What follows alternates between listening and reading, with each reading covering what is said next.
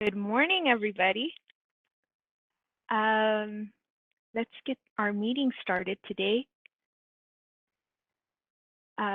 This is the chair, Marisela Cervantes, and I call this meeting to order at 10 a.m. Ms. Cochran, will you please call the roll to establish quorum? Sure. Cervantes, Here. Kasuga, Here. Phillips. Here. Quorum is established. Thank you. So moving along to our second item, the chairperson's welcome. I want to welcome everyone to the first meeting of the Board of Psychology's Legislative and Regulatory Affairs Committee for 2021. The goal of this committee is to advocate for legislation and develop regulations that provide for the protection of consumer health and safety. The committee reviews, monitors, and recommends position on legislation that affects the board, consumers, and the profession of psychology. The committee also recommends regulatory changes and informs the board about the status of regulatory packages. I'll be chairing the committee this year and look forward to working alongside Dr. Kasuga and Dr. Phillips. I also want to thank the board staff for providing support for today's meeting and welcome the new staff joining this committee for the first time, Mr. William McGuire, Legal Counsel, Mr. Jonathan Burke, Assistant Executive Officer, and Ms. Christina Rivera, Legislative and Regulatory Analyst. By way of housekeeping, I want to aim for a half-hour lunch break from 12 to 12:30 today. I want to create some predictability for everyone, especially recognizing that many of us are working remotely, and so I hope that is helpful. But I also ask for some flexibility as we get into our agenda. A little closer to noon, we'll revisit this and adjust as needed. Does that sound good to the committee members? Sounds great to me. Yes, ma'am. Excellent. So we have a full agenda, so we'll go ahead and get started. Agenda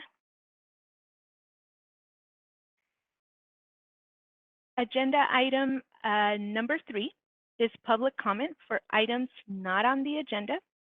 The committee may not discuss or take action on any matter raised during the public comment section, except to decide whether to place the matter on the agenda of a future meeting, pursuant to Government Code Sections 11.125 and 11.125.7a. Will the moderator please post instructions for public comment and open public comment?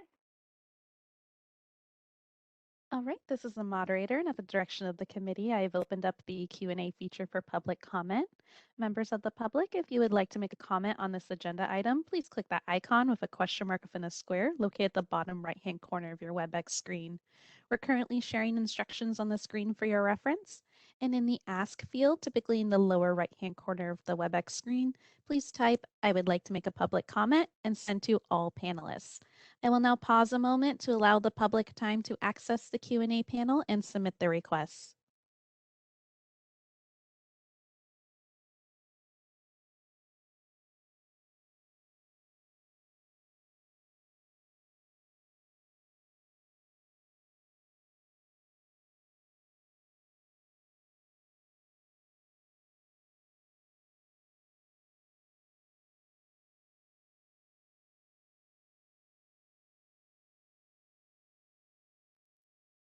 This is the moderator. It looks like at this time there are no requests for public comment. Would you like me to close the Q&A panel?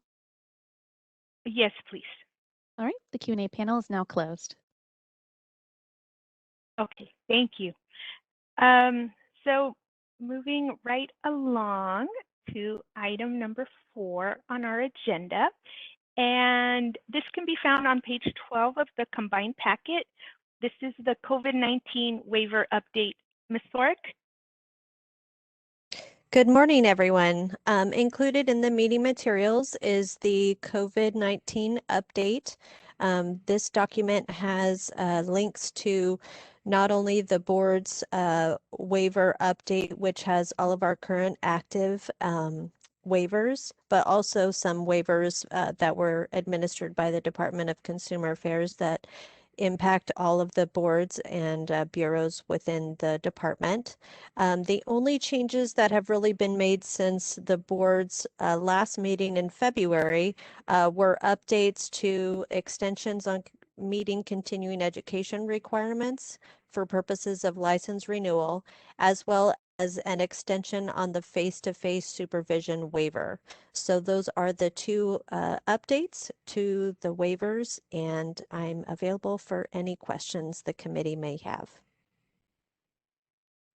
Thank you, Ms. Thorick. Committee members, is there any question or comment? Not for me.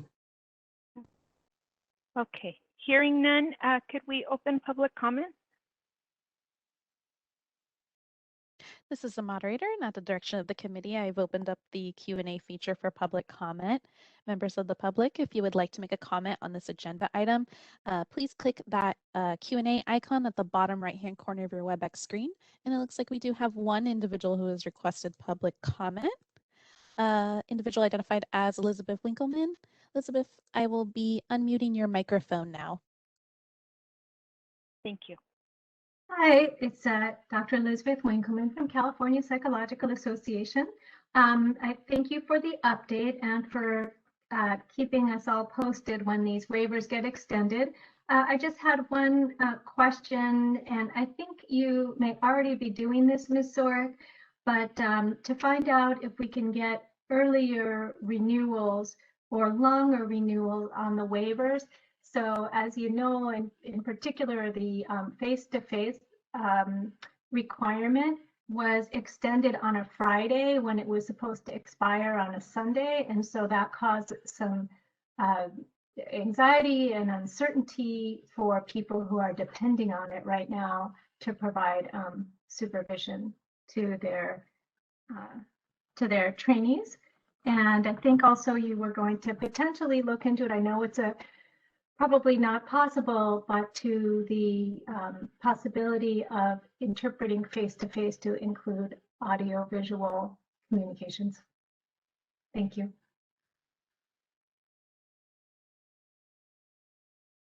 Ms. Cervantes, would you like me to address the public comment? Yes, please. Okay. As for the waivers, the board has communicated to the Department of Consumer Affairs, who is one part of the waiver process.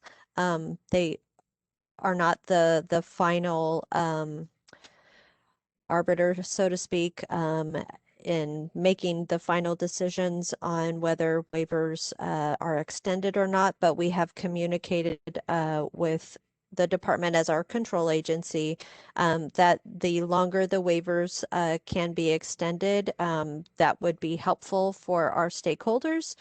So we have put in that request on more than one occasion, and we have also communicated on a regular basis about earlier notification. So we have expressed that our stakeholders are concerned and need direction and guidance on a more timely basis. I certainly think this helps with the board's proposal to add some statutory waiver authority so that if the board has the flexibility to kind of be more flexible and nimble to make these waivers longer and more timely. Hopefully in the future we would have the ability to do that. But I just wanted to convey that update, and that message has been communicated to Department of Consumer Affairs. Thank you, Ms. Thorick. Seeing no other public comment, Can we close the public comment? Okay. Now we'll move to item number 5, agenda item number 5. This is the discussion and possible approval of the committee meeting minutes from June 20th, 2020. And those are in the hand carry items that came to the committee members. Is there any committee edits on those? I have some, Madam Chairwoman. Go ahead, please. Okay. They're very short. On, let me just get back to where I was. How did that move? I thought I had this all lined up. Oh, I'm looking at the wrong document. Look at the primary document. Okay. On page 4, what I believe is the first full paragraph that starts with the words Dr. Phillips. Mm-hmm. I'd like to add the following language. I will say it relatively slowly. I can always send it to staff after the fact. So the paragraph as is fine, but I would like to also add the following language. He added that this appeared to be a problem in need of a change in other quarters, comma, particularly in the regulations and laws governing the CDCR, period. I can read that again one more time. You know, yes, I am sorry. I had a different file open and I did not understand. We're having to switch. Yeah. And I just couldn't. Okay, so you said it's on page 4, where it Page says 4, the first full paragraph, which starts with Dr. Phillips. But I don't see that on page 4. It's the minutes. They're a separate hand carry document. Yeah. Oh, it's page 4 of the PDF. Correct. Oh, I'm sorry. Is the numbering different on the page itself? I think it fell a little bit off of. Okay. Dr. Phillips responded to public comment.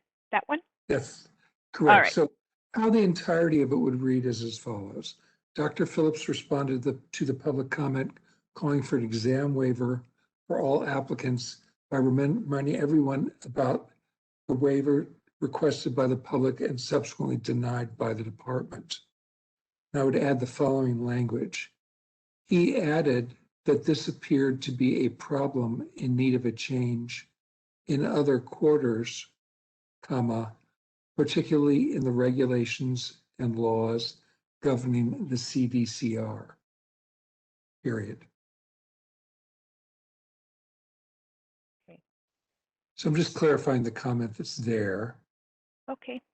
If staff would like, I can email it to them after I get done with my comments.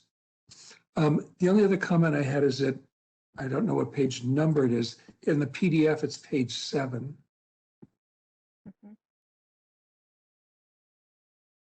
And it's a small comment, as I recall. It's hard scrolling back and forth between all these multiple documents. Ms. Marks, it's down at the bottom of the page under item number 4. This paragraph starts with the words Ms. Marks. Ms. Marks commented that the provision of psychological services could be a contract in terms of informed consent. I think we should drop I don't understand the word service in there.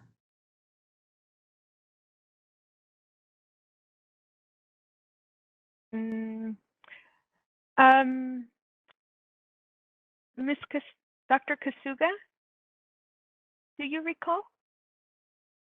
I think what I understand what she said at the time. She said informed consent can be a contract.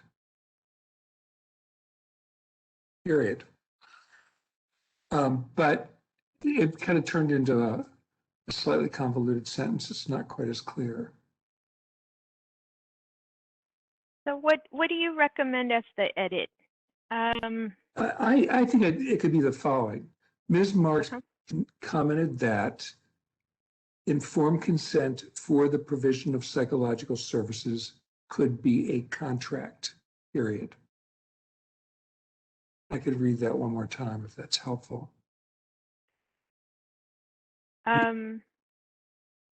Ms. Marks commented that informed consent for psychological services could be a contract, period.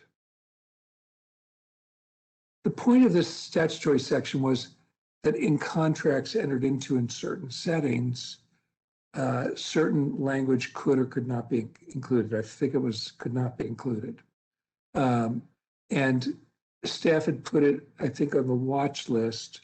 The reason we were talking about it was because when a psychologist enters into informed consent for the provision of services, that is a contract. So in reality, this law was relevant to what we do as psychologists. So we discussed the item and took action on it, because in reality, it probably, in retrospect, shouldn't have been on the watch list, but was rather should have been an action item. Okay. Does that make sense? Yes. Okay. And cool. So hopefully, well, we're going to get into some discussion of bills. So hopefully we can keep that discussion or that element. So we have 2 edits. Dr. Kasuga, do you have any edits? For me, thank you. Okay. Would staff like me to read back the second edit again? Hi, Dr. Phillips. This is Christina. I got that edit, but if you could repeat the first edit, I now found that where Oh, sure. is. Okay. So the edit was the following sentence. He added that this appeared to be a problem in need of a change in other quarters, comma, particularly in the regulations and laws governing the CDCR, period. So I'll read it through one more time. He added that this appeared to be a problem in need of a change in other quarters, comma, particularly in the regulations and laws governing the CDCR. Got it. Thank you. Thank you, Ms. Rivera. Okay. So give me 1 second. Let me get myself organized again here. Okay, so we have 2 edits to the minutes.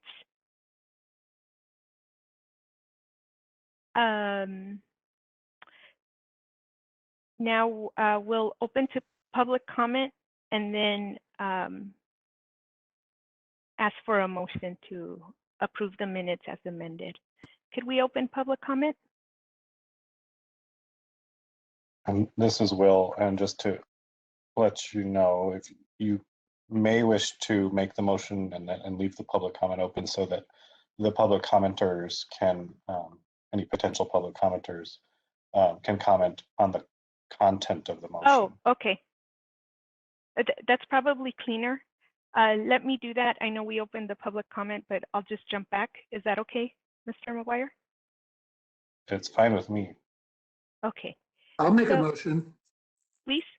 I make a motion that we adopt the minutes as amended in our conversation. I second it. So it's been moved by Dr. Phillips and second by Dr. Kasuga to approve the minutes as amended. In our discussion, we're going to now open for public comment. This is the moderator, and at the direction of the committee, I've opened up the Q&A feature for public comment. Members of the public, if you would like to make a comment on this motion, please click that icon with a question mark within a square located at the bottom right-hand corner of your WebEx screen. I'll go ahead and pause a moment to allow the public time to access the Q&A panel and submit their requests.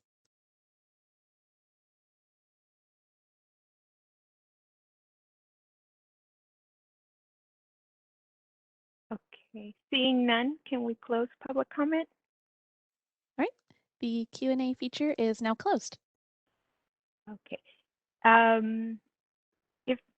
If there's no additional comment from the committee, Ms. Cochran, can you please call the roll? Sure. Cervantes, Aye. Kasuga, Aye. Phillips, Aye. motion passes. Okay, thank you very much.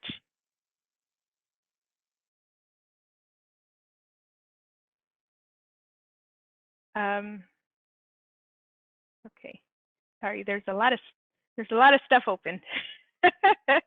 I gotta keep myself organized here. All right, so moving along to item number 6 is board-sponsored legislation for the 2021 legislative session review and possible action. This begins on page 16 of the combined packet. Ms. Rivera, please present item number 6A. I will start.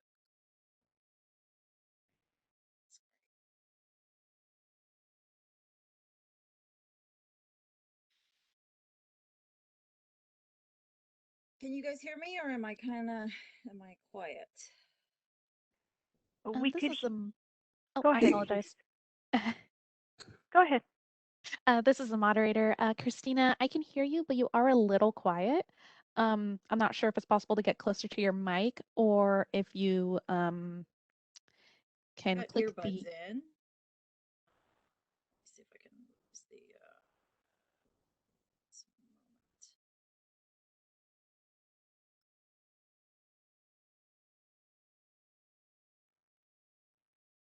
How about now? It's still a little quiet. Let me One. switch earphones. One moment. Okay.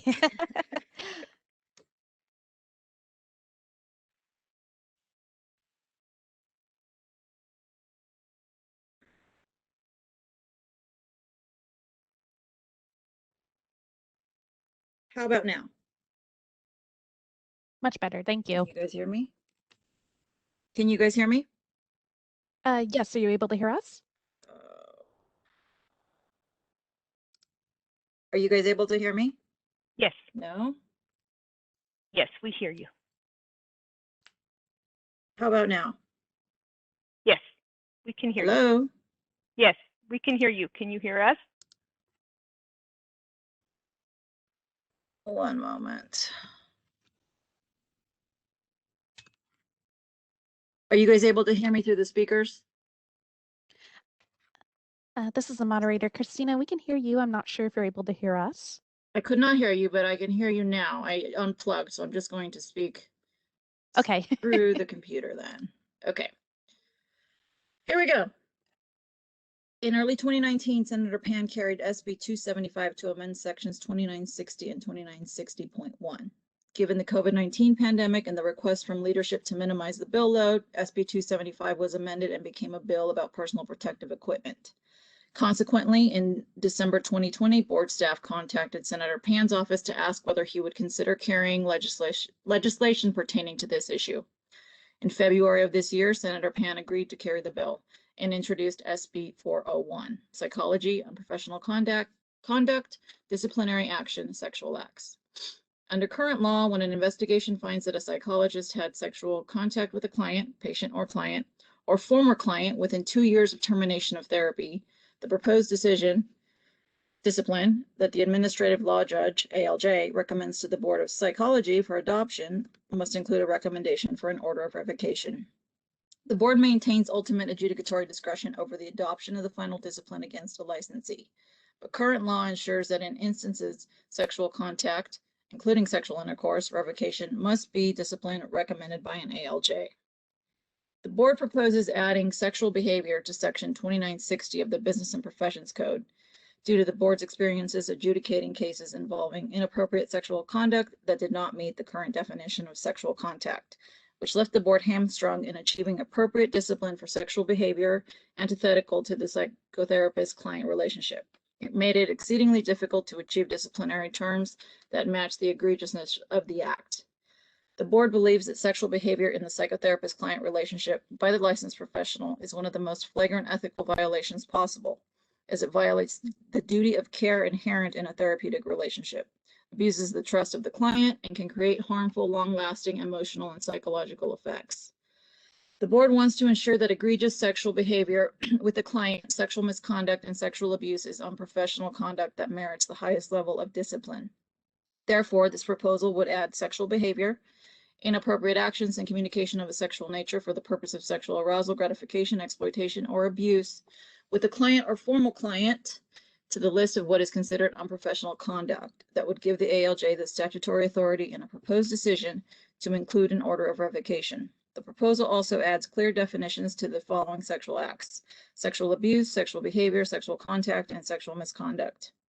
Note, this would not change or diminish the board's adjudicatory discretion as to the final discipline.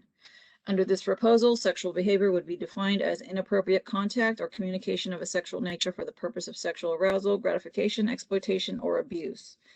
Sexual behavior does not include the provision of appropriate therapeutic interventions relating to sexual issues. Examples of sexual behaviors include, but are not limited to, kissing a client, touching or exposing oneself inappropriately, sending sexually suggestive or sexually explicit text, sexting, messages or emails to a client, and sending clients photos that include nudity, genitals, or sexually aggressive poses. This bill is currently in the Business and Professions Committee and will be heard on the 22nd at 9 a.m., 22nd of March. Staff recommends the Legislative and Regulatory Affairs Committee support SB 401 as we are the sponsor of this bill. Thank you, Ms. Rivera. Are there any committee comments? I can make one brief comment, and that was that when we met for sunset with the joint committees, they did seem highly receptive to this legislation. Thank you. And I just wanted to thank the staff for their persistence. And this was a high priority last year, and here we are. There's a lot of things have happened since, so I'm pleased to see this. Dr. Kasuga, do you have any comments? I agree that, I'm happy that this has been picked up and that we have another opportunity to get this passed this year. And I'm happy to make a motion. Will you please? I move that the committee recommend to the board supporting SB 401. Second. So it's been moved and second, moved by Dr. Kasuga and second by Dr. Phillips to support AB 401. We'll go ahead and open for public comment. This is the moderator, and at the direction of the committee, I have opened up the Q&A feature for public comment. Members of the public, if you would like to make a public comment, please click that Q&A icon at the bottom right-hand corner of your WebEx screen. And it looks like we do have one individual who's requested a public comment, Dr. Winkleman. Dr. Winkleman, I will be unmuting your microphone now. Hi, thank you. It's Elizabeth Winkleman from CPA. I just wanted to comment that CPA is neutral on SB 401 and to thank the board members and the board staff for working with us to address our concerns, initial concerns about this bill, and also to clarify the language about the type of behaviors that would be unprofessional conduct and that would be subject to license revocation. So thank you, and we are going to be neutral on the bill. Thank you. Seeing no other public comment, can we close? And Ms. Sorick, I'm sorry, I just saw your hand. Do you have a comment? I didn't want to interrupt the motion. I just wanted to extend my gratitude to Dr. Phillips for his constant flexibility in his schedule to be at the will of the staff and legislature for both sunset as well as this bill when it comes up in committee at 9 a.m. on Monday morning. I really appreciate his expertise and willingness to represent the board as sponsor and answer questions from a board member perspective, as well as myself will be representing the board staff for any technical questions, and Ms. Monterrubio as well. So just want to extend gratitude to Ms. Monterrubio and Dr. Phillips for their flexibility in being available on Monday morning. Thank I you. think it's appropriate for me to say that if I had a wish list for the legislature, I wish that legislative hearings were held in the afternoon rather than the morning. But with Did we add that to the motion? No, I'm just kidding. But with that said, I'm happy to be there. Thanks. Thank you. Thank you all. So we have a motion by Dr. Kasuga to approve the support of AB 401, and it was seconded by Dr. Phillips. And I'm sorry, Ms. McCochran, I mispronounced your last name earlier, but can you please call the roll? Sure. Cervantes, Aye. Kasuga, Aye. Phillips. Aye. Okay, motion passes. Thank you. Now we're moving on to item 6B, pathways to licensure statutory revisions. And this is an information item. Staff, do you want to speak to this? Ms. Rivera? Sure. Let's see. So this refers to pathways to licensure statutory revisions, amendments to section 27, 2909, 2909.5, 2910, 2911, 2913, 2914, 2915, 2915.5, 2915.7, 2942, 2944, 2946, and 2960 of the Business and Professions Codes, and section 1010 of the Evidence Code.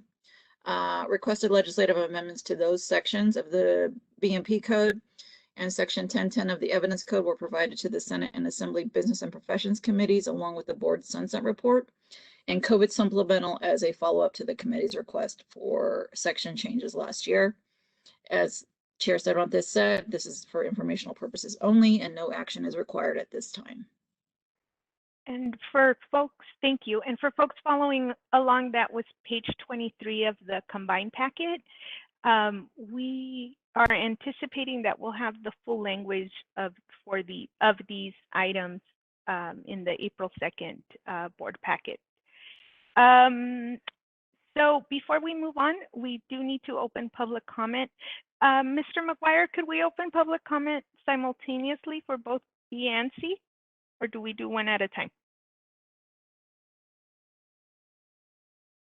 We can do it simultaneously. If people have comments on either one, that's fine. Okay, thank you. Could we open public comment?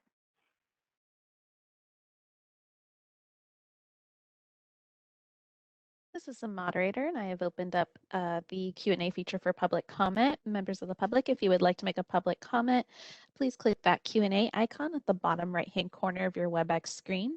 I'll go ahead and pause a moment to allow the public time to access the Q&A panel and submit their requests.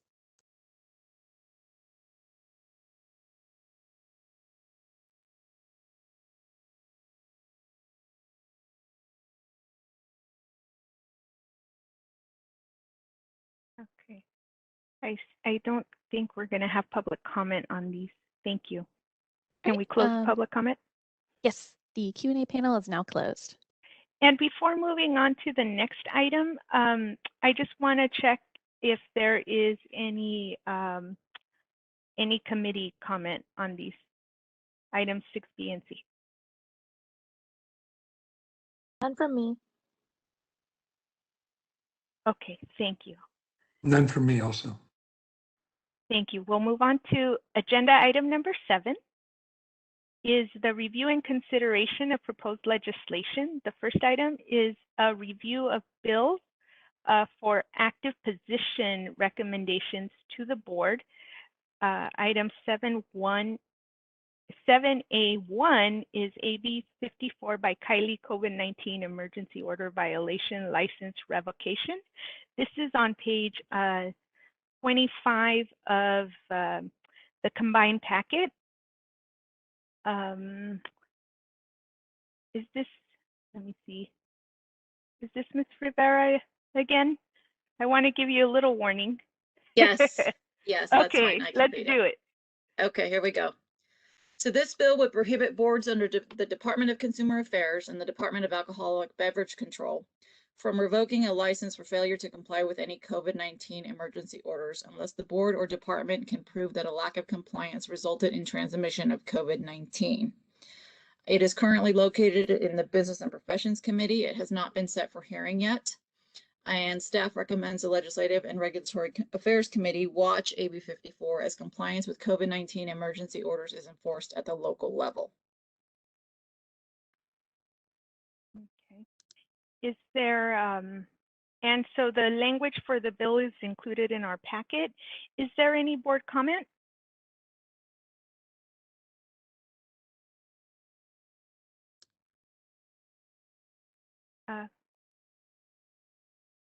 Okay. Do, just by way of procedure, Mr. McGuire, is this a time when we can make a motion to approve the staff recommendation and then open for public comment? Is that cleaner? Yes, you can have, if there's any initial, comments or discussion before the motion is made, that's fine. And then at some point we need a motion from the committee, and then following the motion, we should open for public comment. I'm sorry, I just remembered that we don't vote for watch recommendations. If it's So if it's a recommendation just for watch, we don't necessarily need to vote. That's fine. Okay. But if there is, let's see if there is any discussion. I personally, just if you're personally from a legal perspective on this bill, it would be kind of difficult to implement. I know we haven't really talked about it, but this, I'm not saying something different from the staff recommendation. It's definitely important to watch. I would say if it looks like it's moving further in the process, we may wish to consider an oppose unless amended in the future. Thank you, Mr. McGuire. So because we're doing a watch, do we open for public comment on this item as well? Yeah, we'll still take public comment Okay. on every item, even if the board's not taking any formal action. Okay, so let's go ahead and open public comment for item 7A1, AB 54. All right, this is the moderator, and at the direction of the committee, I have opened up the Q&A feature for public comment. Members of the public, if you would like to make a comment on this item, please click that icon with a question mark within a square located at the bottom right-hand corner of your WebEx screen. I'll go ahead and pause a moment to allow the public time to access the Q&A panel and submit their requests.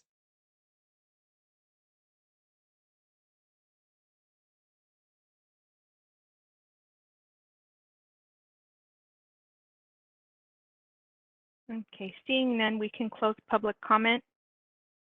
All right, the Q&A feature is now closed. And seeing no committee comment, we'll move on to item 7A number 2, AB 1236 by Ting. Ms. Rivera? Oh, I'm sorry. This is item number 28 on the combined packet.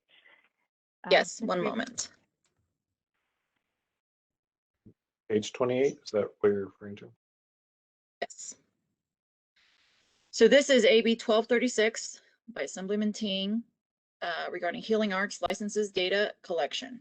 This bill would require all boards that oversee healing arts licenses to collect specified demographic information and to post the information on the internet websites that they each maintain.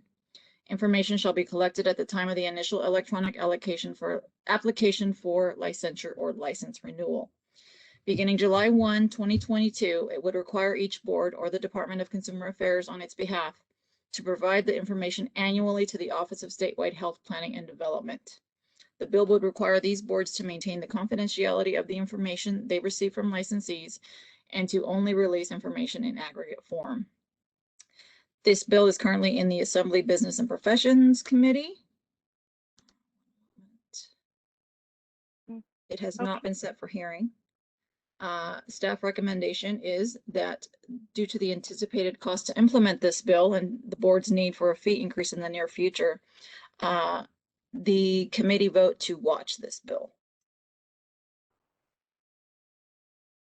Okay, thank you.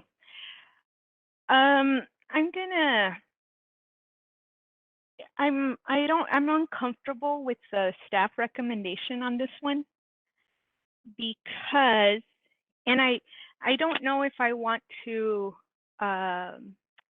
make a motion to approve this, but I just want to share where my concerns are. I think it's an important goal of the state to collect and consider workforce information about licensees for the purposes of addressing workforce needs and outreach. And we, as a regulatory body, we have a mechanism of collecting or helping the state collect this information.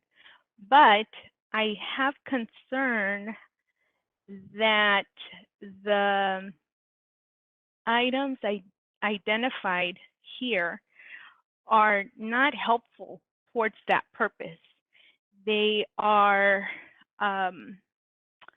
they lack validity. And what I mean by that is that they ask for measures or they ask questions, the items listed in this bill that they want to ask of licensees that are not really going to measure the thing they intend to measure. One of those items that stands out to me is on the list of items that they want to ask, according to the bill language, is the last one, job satisfaction rating. Many of our licensees, their licenses are paid for by their employer.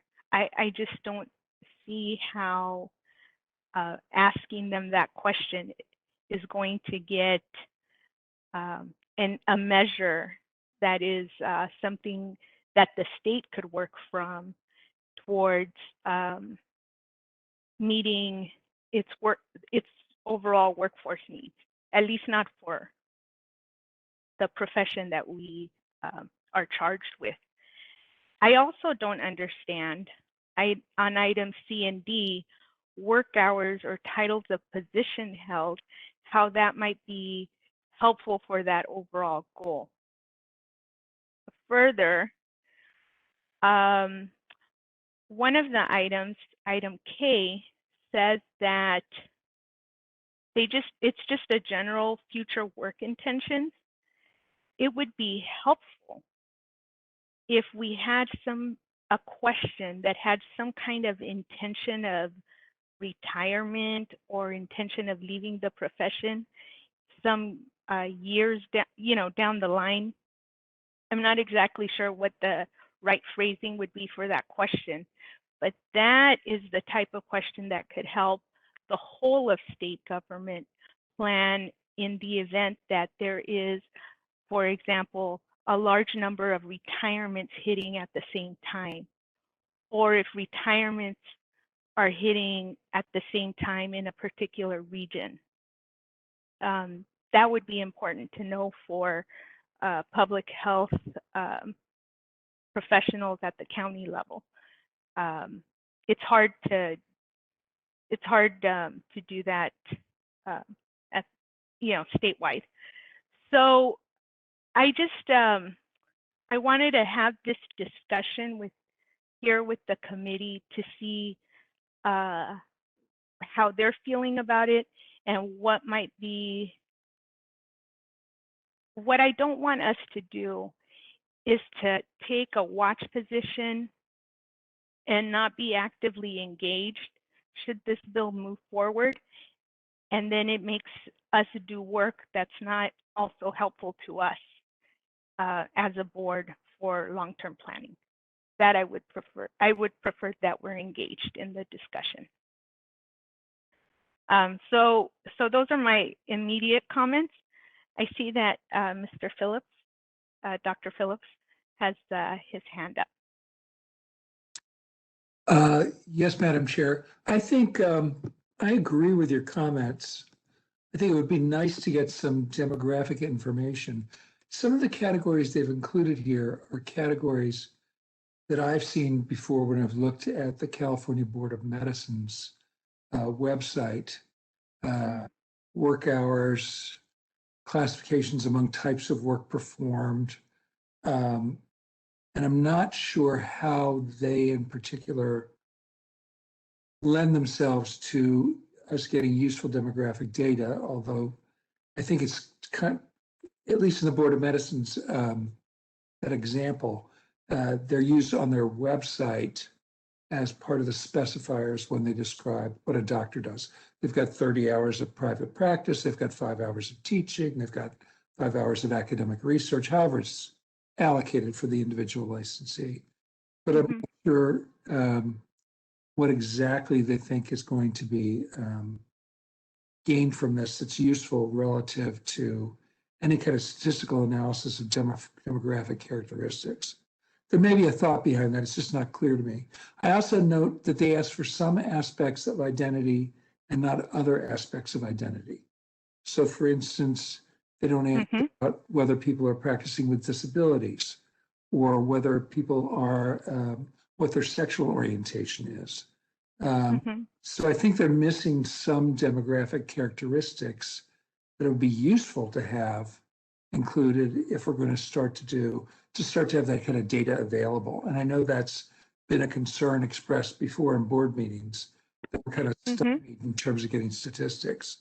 And then, as you mentioned, K&L don't particularly make sense to me unless they were stated with more specificity.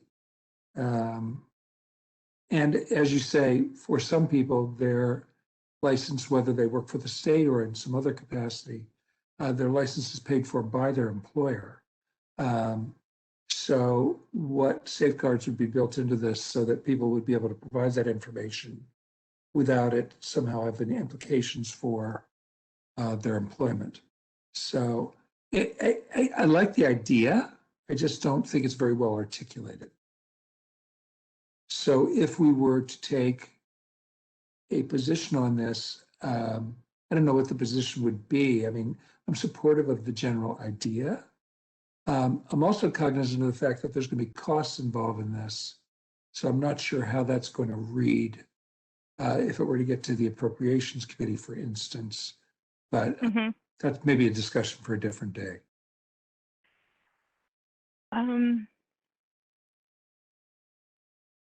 I know, huh? I was thinking about that too. I don't know that I'm prepared to jump out in front, but at the same time, I want to inform the process so that it's helpful for us in terms of like we can work with the information that comes and adjust if we ourselves need to adjust, if we see, I guess the real point that kind of stuck to me is if we have to collect all this data and there's a cost to it, what would help, I think, in long-term planning is anticipating if there was a year or a point where a lot of people were leaving the profession and not, retiring, not renewing.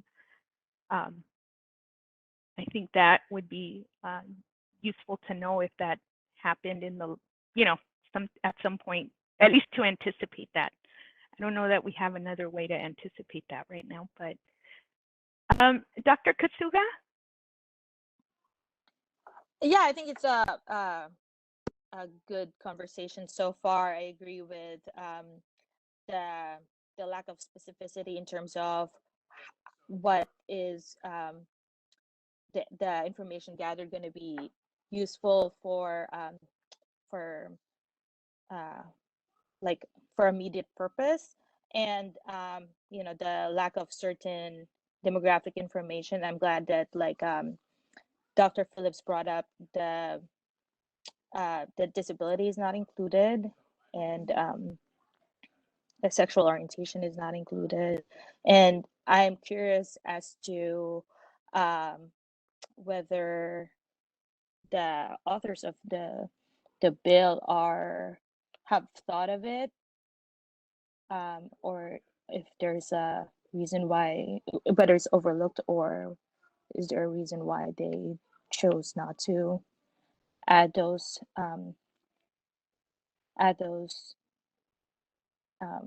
into their inquiry. So that's kind of like where I'm at, and we've discussed this before. I remember during the last meeting, and it's hard to have a position currently until I guess we have to. That's where I am right now. Is this a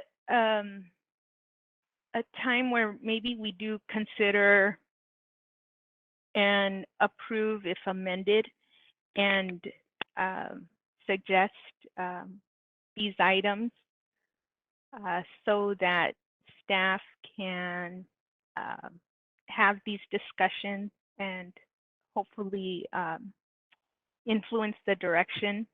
I just don't want to be left out of the discussion, and then this is what comes back to us that we have to collect and we can't really, it's not useful.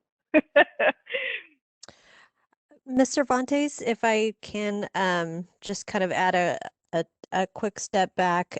So right now, what the board gathers is, and this is medical board and several of the other health boards, there's a voluntary health board's questionnaire that is on the initial application as well as the license renewal.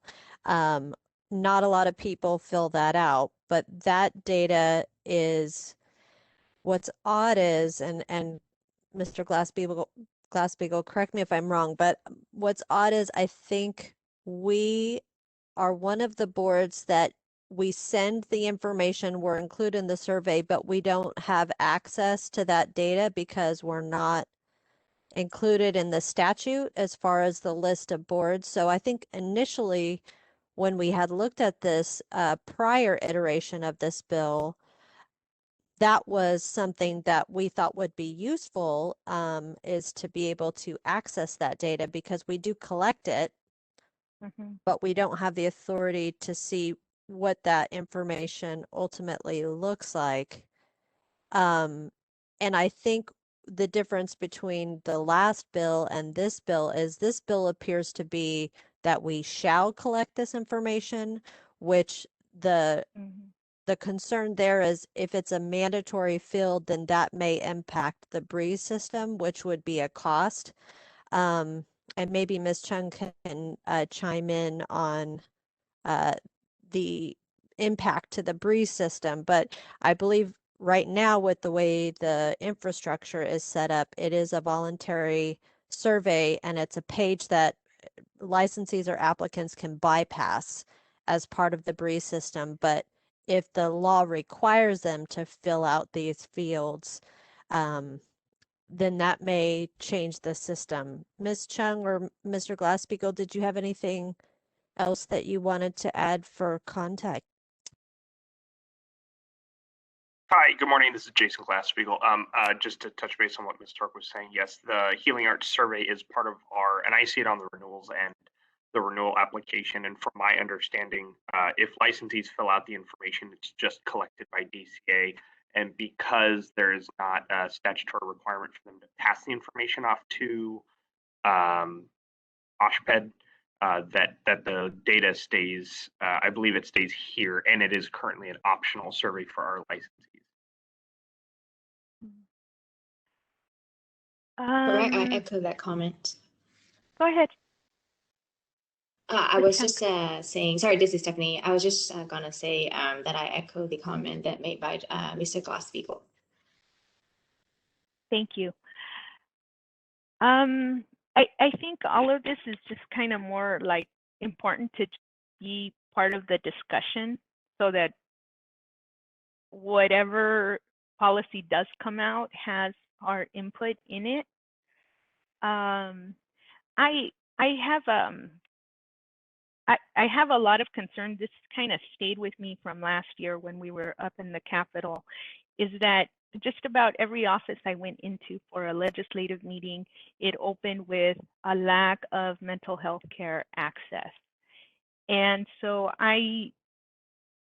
in whatever district of the legislator I was meeting with. And so, I mean, the state doesn't have an answer to that. And so I want to be of support in that way. But I also, like it should be thoughtful and not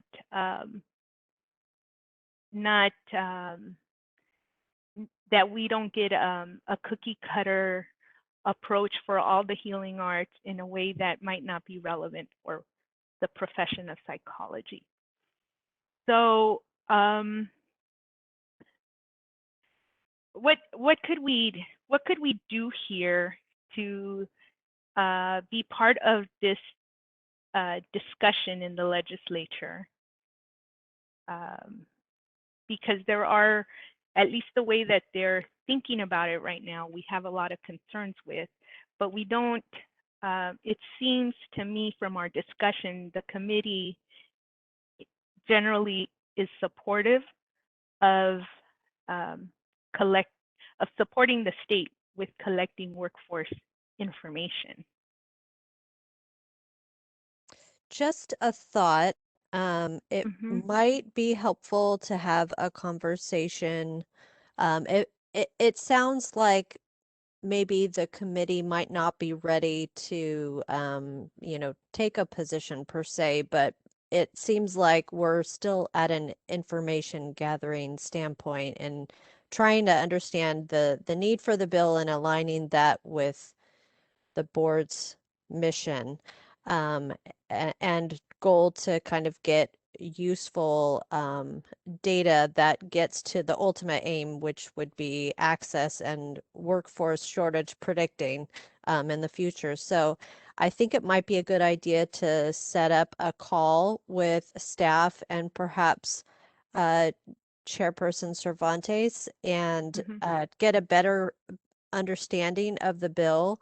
And that way we can kind of prepare for a more informed discussion, either at the April meeting or at the May meeting. That would be my suggestion. So, so today, so are you? Let me see. I'm thinking about two things at the same time. So would we take a position today? You could take a position today if that was the will of the committee to recommend and bring back to the full board meeting in April. The other option is you could see if the committee would be supportive of delegating to yourself or another committee member and staff to be in touch with the sponsor and the author of the bill to have a broader discussion and get a better understanding of the bill and the implications, and try to have a more informed discussion when we have this bill come up again, either at the April meeting or the May meeting. It's a couple different options for you to consider. I think I'm feeling more comfortable with getting more information and having a fuller discussion. What does the committee feel? I'm more in favor of the second option by Ms. Sorick. The delegating to staff so that we can have a more robust discussion at a board meeting? I think so. And I think that that's where I'm at right now is I need more information. And I think that this one will also address what your hopes are to be more involved in and have a more robust understanding of how we can how to amend this if we even go that route in the future. So I think we need to gather more information and have a talk with the authors of the bill with staff. If you are also agree with that. if you're inclined to participate in that too, Madam Chair. Yeah, I think that's I think that makes sense for where things are, because I think that was a good discussion.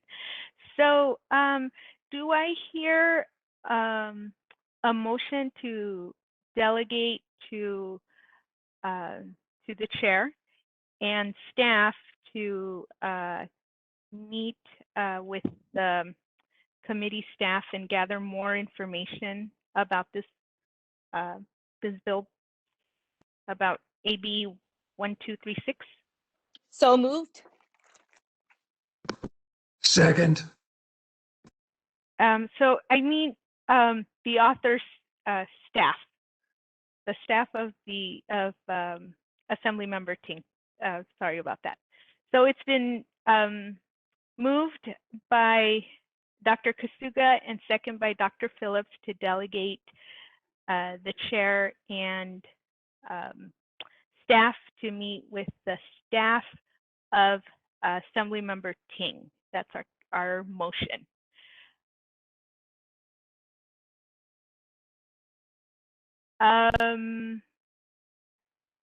Let's open for public comment. All right, this is a moderator, and at the direction of the committee, I have opened up the Q&A feature for public comment. Members of the public, if you would like to make a comment, please click that Q&A icon at the bottom right-hand corner of your WebEx screen. I will go ahead and pause a moment to allow the public time to access the Q&A panel and submit their requests.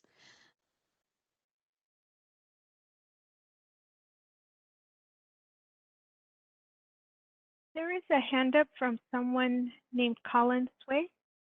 Yep, I see that they just submitted a comment. So, oh, Colin, okay. I will. Oh, no worries.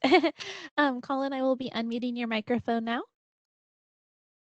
Hi, this is, for those who haven't met me, this is Colin Suarez. I'm the new Director of Government Affairs for the California Psychological Association. Thanks for having us today. I'd like to let you know that our board is taking a formal position of oppose on AB 1236. I really appreciate the comments being made by a lot of the board members about concerns about what all the intent of this bill is and how it could actually improve data collection or potentially hinder the development of professionals. We also received a number of comments from board members about concerns that this information, if made available to the public through a breach of security, could potentially expose psychologists who work in overseas or with at-risk and dangerous populations at direct risk. And we also, again, as I said, agreed that there was a number of the questions that were set to be included, raised some concerns about what the actual goal of that data collection was. Unfortunately, our board could not get to a position where we could identify easy amendments to take that would move us to an oppose unless amended position. So we will be a hard oppose position and submitting that letter within the next week. Thank you.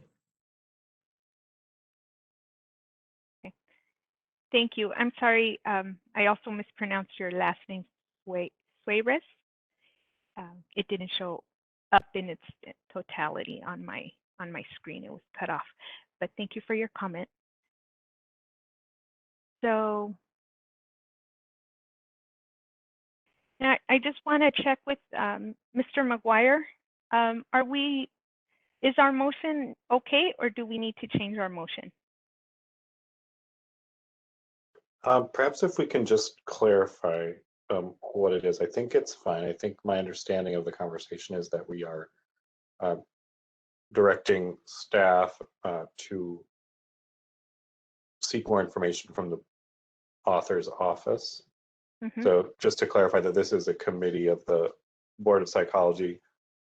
Typically, committees make recommendations to the full board for their consideration, but since this isn't, taking a position or recommended to take a position at this time, I'm personally okay if this is if the intent of the motion is to just kind of direct staff to work with the author's office to bring back further information for either the next LegReg meeting or the next full board meeting. Is that the intention? Yes, because okay. we don't. I think I feel from our discussion that we have a lot of questions and concerns, and we need more information for us to actually make a recommendation to the board. Okay, and I would just to clarify that the motion included for the committee chair to be involved in that process as well, which is fine. It's just the one board member. So.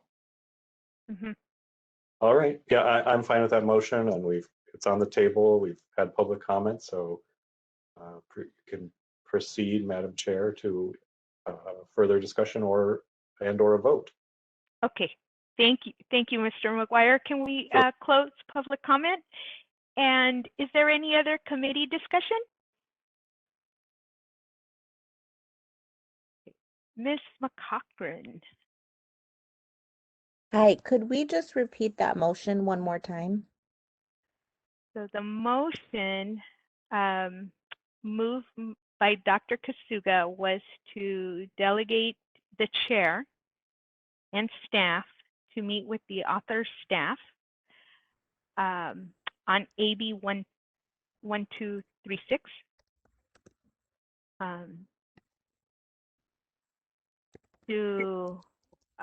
To gather additional information about the bill. All righty. Thank you. This is board counsel. Can I just make propose a one-word amendment there, and then rather than delegate, just to have it be direct? Okay. Is the motioner and the seconder okay with that change? Dr. Phillips? Yes.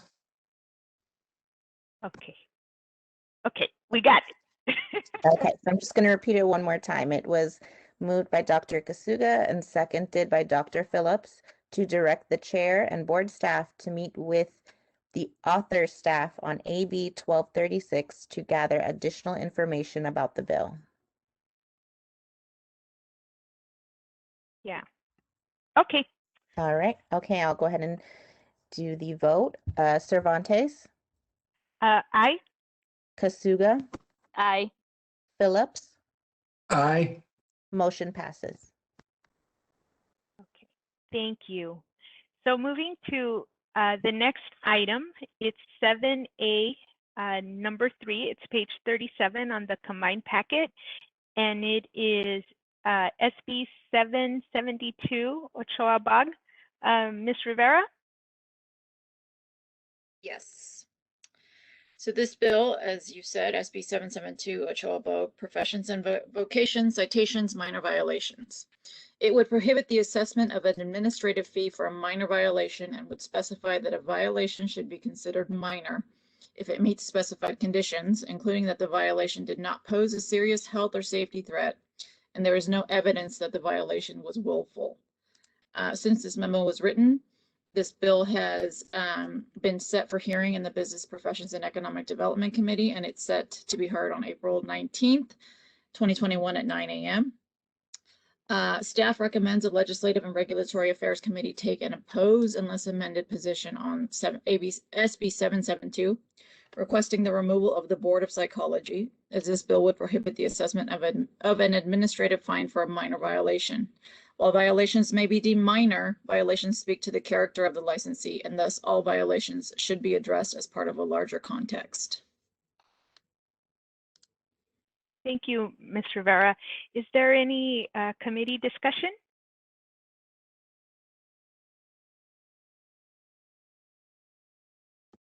I would like to so move. So Second.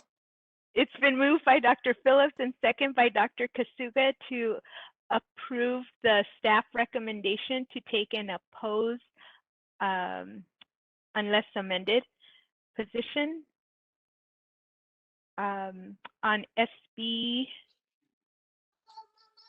oh my goodness, 772.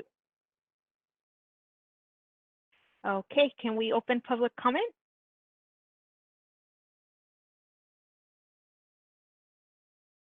All right, this is the moderator, and at the direction of the committee, I've opened up the Q&A feature for public comment.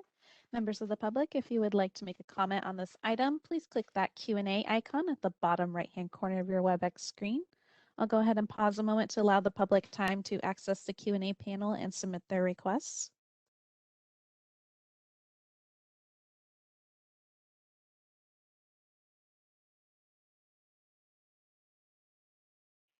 Okay, seeing none, can we close the public comment? All right, the Q&A feature is now closed. And Ms. McCochran? Or is there any, no, we're good, right? No discussion? Or no further discussion? Okay, let's, Ms. McCochran. Okay. Cervantes, Aye? Kasuga, Aye. Phillips, Aye. motion passes. All right, thank you. And now moving on to item 7B, the review of watch bills. Is there any items here that the committee members would like to discuss? Sure. This is Kasuga. I'm interested in discussing AB 32 and SB 224 in hopes of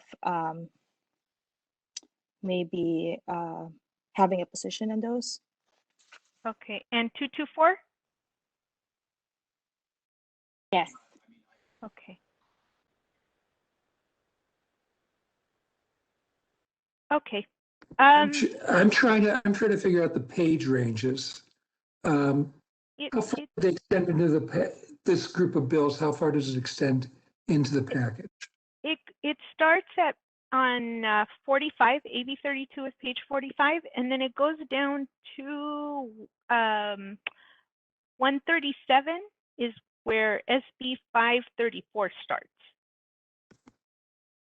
Okay, so I would like to discuss the following items, which would be,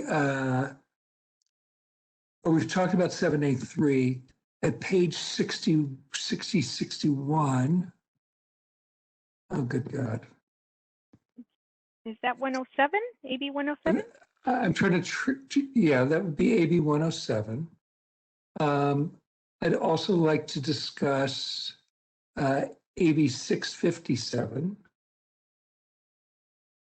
Just trying to keep up with my comments. And you said it went to page 137 or something? Yeah, the last one.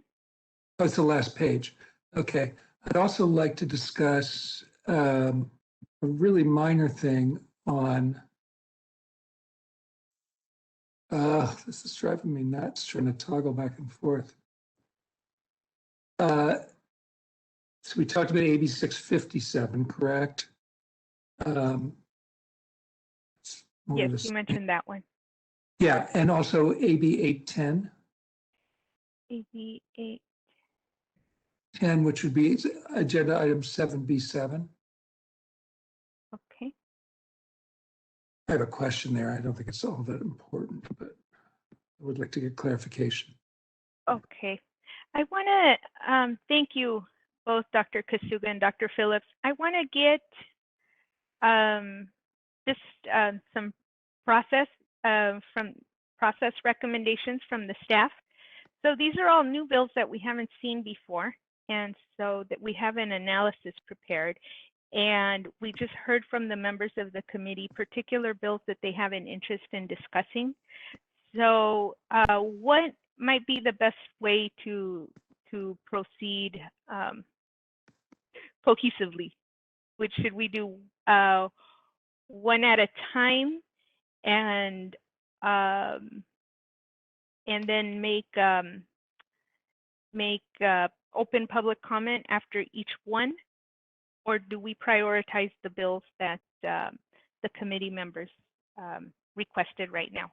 Mr. Glasspiegel? Hi, this is Jason.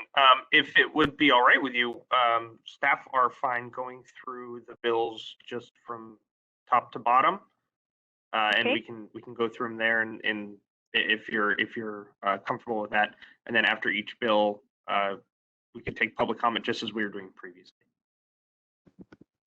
Okay, let's go ahead and do that. We've been on for a little bit more than an hour. Does anyone need a break, or are we good? A brief break would be great. Okay, like a 5-minute? Yep, that's perfect. Okay. So before we get into these bills on item number 7B, we're going to take a quick 5-minute break, and then we'll come back and get right into it. Thank you. So we'll come back at 11:22.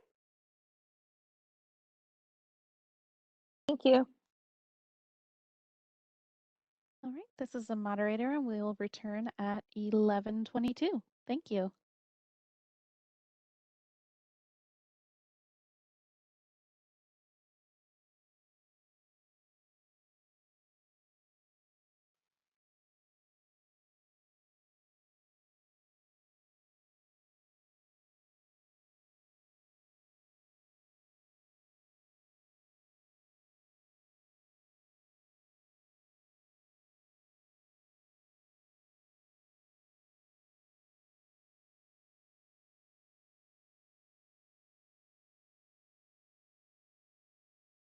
I see it's 7:22.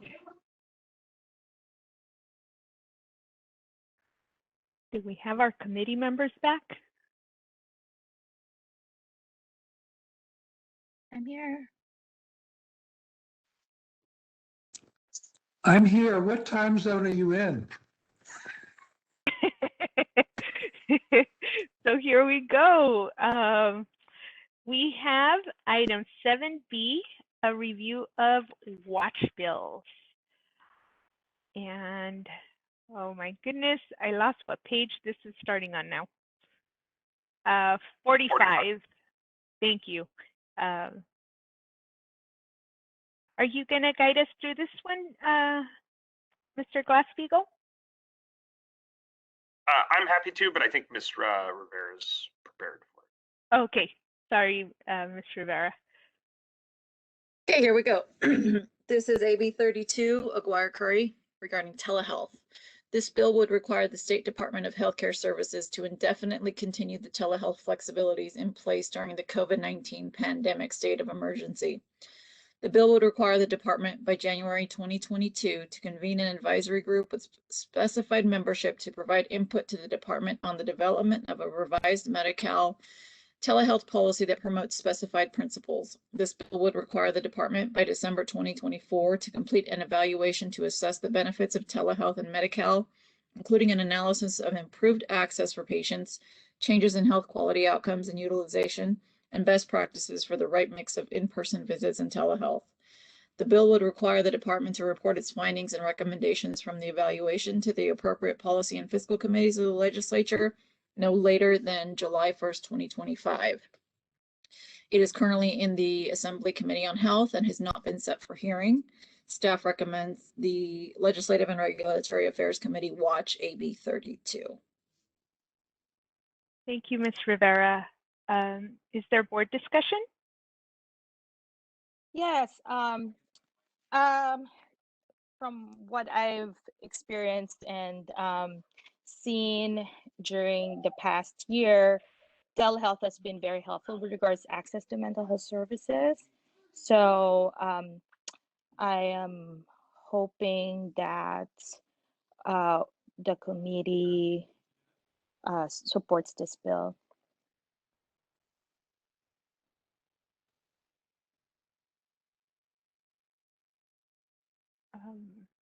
So would you like us to consider a motion of support instead of the staff recommendation of watch?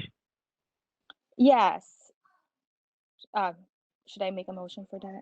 And then we can have a discussion? Sure. I move that the committee recommends to the full board to support AB 32. Is there a second? I'll second it for purposes of discussion. I'd like to get staff's input as to whether this is a bill we should be definitely weighing in on or not. Thank you, Dr. Phillips. Let's ask staff. Do you have any clarifying questions for staff? You know, this is, I think from the purpose of the staff perspective, when it comes to the provision of psychological services, the staff doesn't necessarily weigh in on those issues for purposes of advocacy. However, I would say that if this bill intends to accomplish what it says it does, it would certainly be in line with the strategic plan that has been supported by this board. And several times we've talked about access to care, and the intention of the bill seems very in line with that. So this, while staff doesn't have any necessarily concerns about the bill or fiscal concerns about the bill, it's more of a policy, I think, decision for the board to weigh in on, and that would just be my input. Thank you, Ms. Sorick. That was very helpful. Thank you. Okay. Is there any other comment before I open public comment? Okay, let's go ahead and open public comment.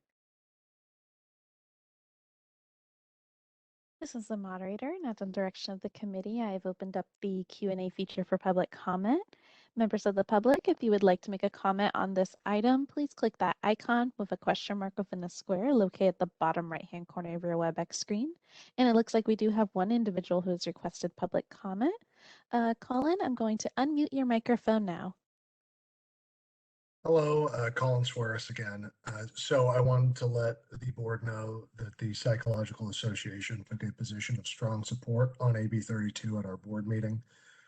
They think it's very important that we establish in statute the telehealth parity requirements for Medi-Cal as well as private paid plans. We're also really interested in the fact that it would create an advisory group at DHCS to include behavioral health providers to continuously improve telehealth services. We also thought it was very important that audio only parity payments were similar to video and other teleconferencing means. And because of the benefit our members have seen with telehealth access to mental health services during the pandemic. Thank you. Thank you. Is there any other public comment? This is the moderator. Looks like at this time there are no further requests for public comment. Would you like me to close the Q&A panel? Yes, please. All right, Q&A panel is now closed. Okay, so we have a motion, a motion by Dr. Kasuga and a second by Dr. Phillips. Is there any further discussion? Chair Cervantes, I just wanted to kind of like add that I appreciate the input of Ms. Sorick with regards how this ties in with the strategic plan that we have and how I usually view our mandate for protecting consumers of psychological services. It's not just the enforcement when our licensees have not done what they're supposed to do, but it's also making sure that we are providing greater access to our consumers in the state. And like what you've mentioned earlier, when you went to those legislative visits, this has been an ongoing issue. And we've been asked that as board members a lot as well. So I think that this is a way to be proactive with regards our ability to protect consumers is by providing them access by supporting bills such as this one. Thank you, Dr. Kasuga. Dr. Phillips. Yeah, I'll just chime in for a few seconds. I do think that this is an access to care issue. And given our concerns about access to care across a wide variety of different policies we've considered, I think it would be appropriate for us to take a support position. Thank you, Dr. Phillips. And I just like to add on the issue of the state forming an advisory committee. I'd also like for our profession, the profession of psychology, to be engaged in the discussion. And so I am comfortable with taking a support position on this. So our motion was to take a position of or recommend. Let me see if Mr. McGuire, I might need your help here.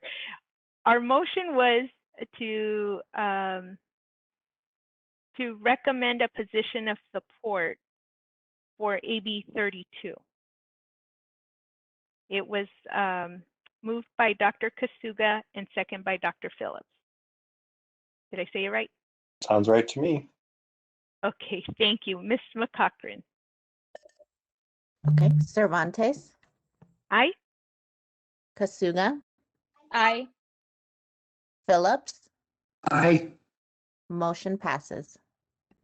All right, thank you. And then our next bill, item number B2, is AB 107. Ms. Rivera. Okay, this starts on page 60 of the combined packet. It is AB 107, Solace, Licensure, Veterans and Military Spouses. This bill would expand the requirement in Business and Professions Code section 115.6, which relates to issuing temporary licenses for individuals married to or in a domestic partnership or other legal union with an active duty member of the Armed Forces of the United States who is assigned to a duty station in this state under official active duty or military orders to include, among others, the Board of Psychology. The bill would require a board to issue a temporary license within 30 days of receiving the required documentation. The bill would also require a board to submit to the department for approval draft regulations necessary to administer these provisions by June 15, 2022. The bill would exempt from these provisions a board that has a process in place by which an out-of-state licensed applicant in good standing who is married to or in a domestic partnership or other legal union with an active duty member of the Armed Forces of the United States is able to receive expedited temporary authorization to practice while meeting state-specific requirements for a period of at least 1 year. Under BPC 2946, the Board of Psychology allows a psychologist certified or licensed in another state or province and who has submitted an application to the board for a license in this state to perform activities and services of a psychological nature without a valid license for a period not to exceed 180 calendar days from the time of submitting his or her application or from the commencement of residency in this state, whichever occurs first.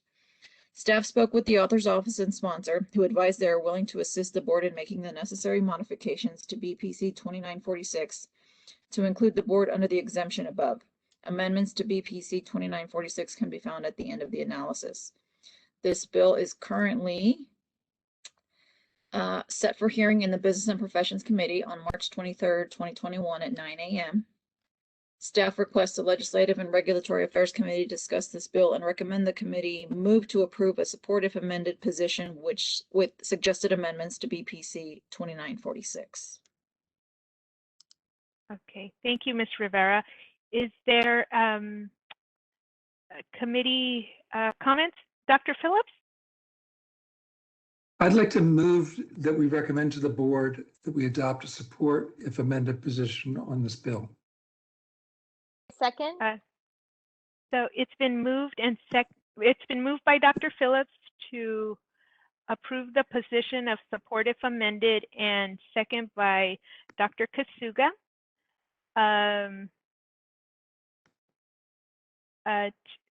To support AB 107 if amended.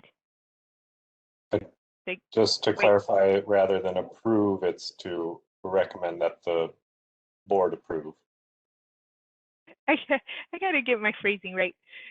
Our recommendation is for the board to support if amended, right? Right. Okay, so we're all clear on what the motion is? After I butchered it? Okay. Is there public comment?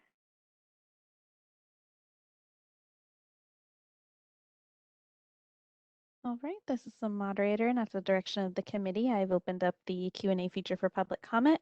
Members of the public, if you would like to make a comment on this item, please click that Q&A icon at the bottom right-hand corner of your WebEx screen. I'll go ahead and pause a moment to allow the public time to access the Q&A panel and submit their requests.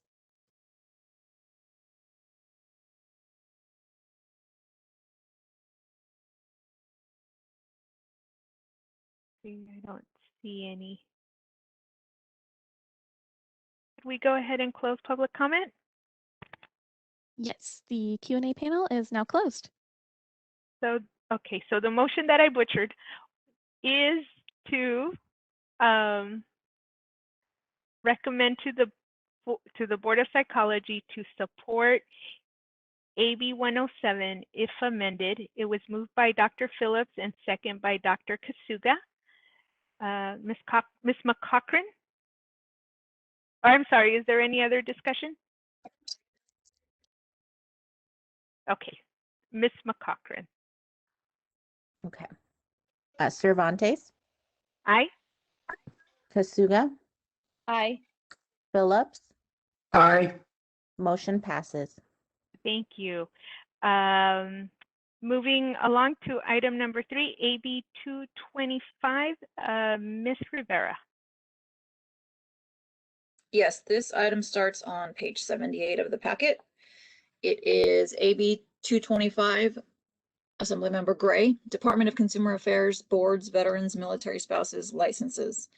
Existing law requires specified boards with the department to issue, after appropriate investigation, certain types of temporary licenses to an applicant if the applicant meets specified requirements, including that the applicant supplies evidence satisfactory to the board that the applicant is married to or in a domestic partnership or other legal union with an active duty member of the Armed Forces of the United States who is assigned to a duty station in this state under official active duty military orders, and the applicant holds a current active and unrestricted license that confers upon the applicant the authority to practice in another state, district, or territory of the United States.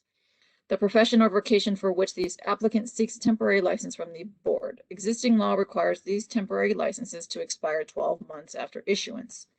Under existing law, some of the funds within the jurisdiction of a board consist of revenue from fees that are continuously appropriated. This bill would require the temporary licenses described above to expire 30 months after issuance. The bill would require boards not responsible for the licensure and regulation of healing arts licenses and not subject to the temporary licensing provisions described above to issue licenses to an applicant if the applicant meets specified requirements, including that the applicant supplies evidence satisfactory to the board that the applicant is in an honorably discharged veteran of the Armed Forces of the United States or is married to or in a domestic partnership or other legal union with an active duty member of the Armed Forces of the United States as provided. The bill would require an application for a license to include a signed affidavit attesting to the fact that the applicant meets all requirements for a license. This bill would authorize the immediate termination of a license issued pursuant to these provisions upon a finding that the license holder failed to meet specified requirements or provided substantively inaccurate information that would affect the person's eligibility for licensure as provided. By expanding the scope of the crime of perjury, the bill would impose a state-mandated local program. The bill's expansion of the requirement to issue licenses would result in revenues from fees for certain licenses being deposited into continuously appropriated funds. By establishing a new source of revenue for these continuously appropriated funds, the bill would make an appropriation. This bill would extend the expiration of temporary licenses from 12 months after issuance to 30 months after issuance. The bill is currently in the Business and Professions Committee and has not been set for hearing. Staff recommends the Legislative and Regulatory Affairs Committee watch AB 225. Thank you, Ms. Rivera. Is there any committee discussion on AB 225? I don't know if I quite understand. I mean, I understand the purpose behind the bill, which is a laudable one, which is to make it easier for spouses or partners of people in the military to be granted temporary licenses while their family members relocated, in this case, to California. What I don't understand is, so Ms. Rivera, maybe you could answer this question for me. So they just have to attest to the fact that they would qualify? I believe they would also have to submit the required documentation to prove that they are qualified. Okay, that's what I was a little concerned about. It didn't quite make sense to me, but I appreciate that clarification. Welcome. So I have no objection to a watch position on this. Thank you, Dr. Phillips. Any other committee comment?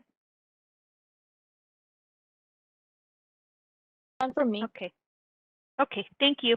The staff recommendation is watch, and so when it is watch, we don't take a vote, so we won't open public comment. Is that correct, Mr. McGuire? I'm sorry, incorrect. So every item gets public comment, whether the board is taking an action or not. Okay. I'll get the hang of it, I promise. Let's go ahead. All right. It happens. Thank you. Let's go ahead and open public comment for AB 225. All right, this is the moderator, and at the direction of the committee, I have opened up the Q&A feature for public comment. Members of the public, if you would like to make a comment on this item, please click that icon with a question mark within the square located at the bottom right-hand corner of your WebEx screen. I'll go ahead and pause a moment to allow the public time to access the Q&A panel and submit the requests.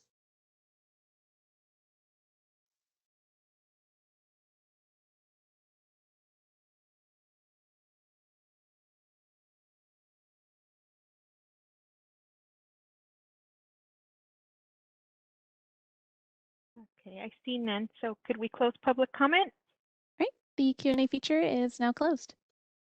Okay, if there's no other comments from the committee or from staff, we'll move on to item number 4, AB 339 by Assemblymember Lee, and I believe that starts on page 86. Ms. Rivera? Yes, that's correct. Page 86.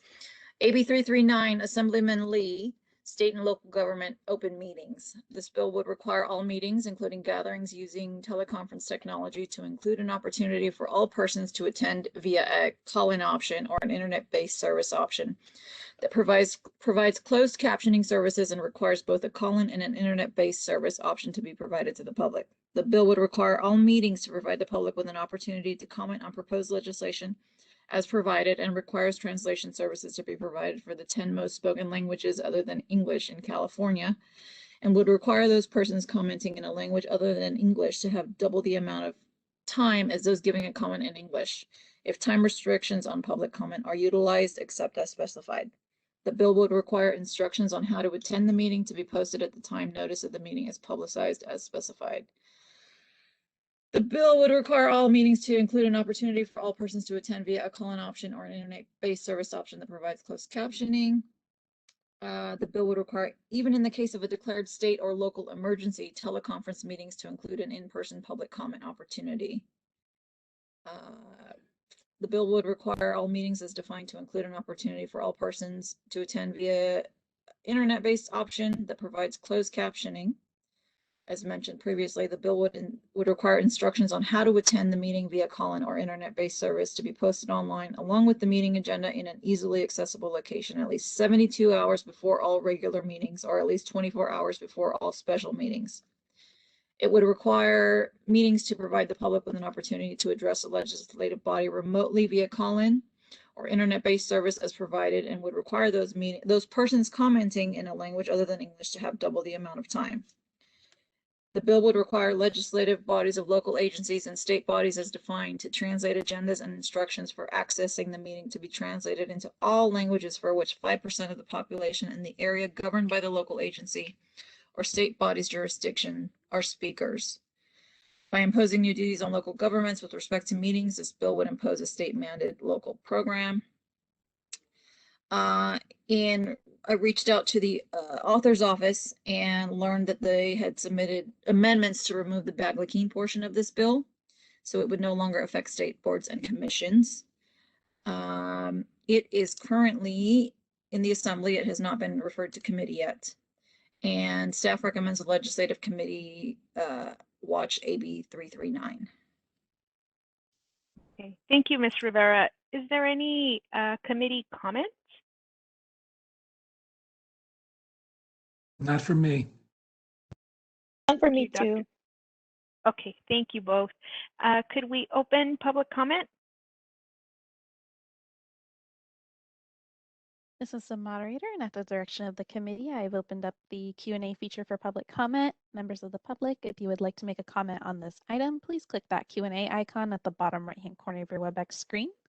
Go ahead and pause a moment to allow the public time to access the Q&A panel and submit their requests.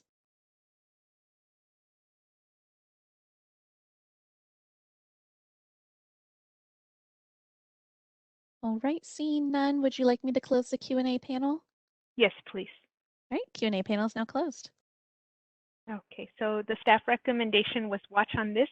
So we'll go ahead and move to item number B5, AB 646, Assemblymember Lowe. Ms. Rivera?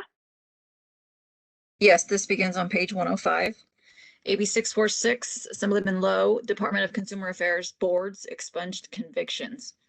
This bill would require a board within the department that has posted on its internet website that a person's license was revoked because the person was convicted of a crime within 90 days of receiving an expungement order for the underlying offense from the person. If the person reapplies for licensure or is relicensed, to post notification of the expungement order and the date thereof on the board's internet website. The bill would require the board, on receiving an expungement order, if the person is not currently licensed and does not reapply for licensure, to remove within the same period the initial posting on its internet website that the person's license was revoked and information previously posted regarding arrest charges and convictions. The bill would require a person in either case to pay a $50 fee to the board unless another amount is determined by the board to be necessary to cover the cost of administering the bill's provisions. This bill is currently set for hearing in Business and Professions Committee on March 23rd, 2021 at 9 a.m. Staff recommends the committee watch AB 646. Thank you, Ms. Rivera. Is there any committee comment on this? No. Thank you, Dr. Phillips and Dr. Kasuga. None from me. Okay, thank you both. Can we open public comment?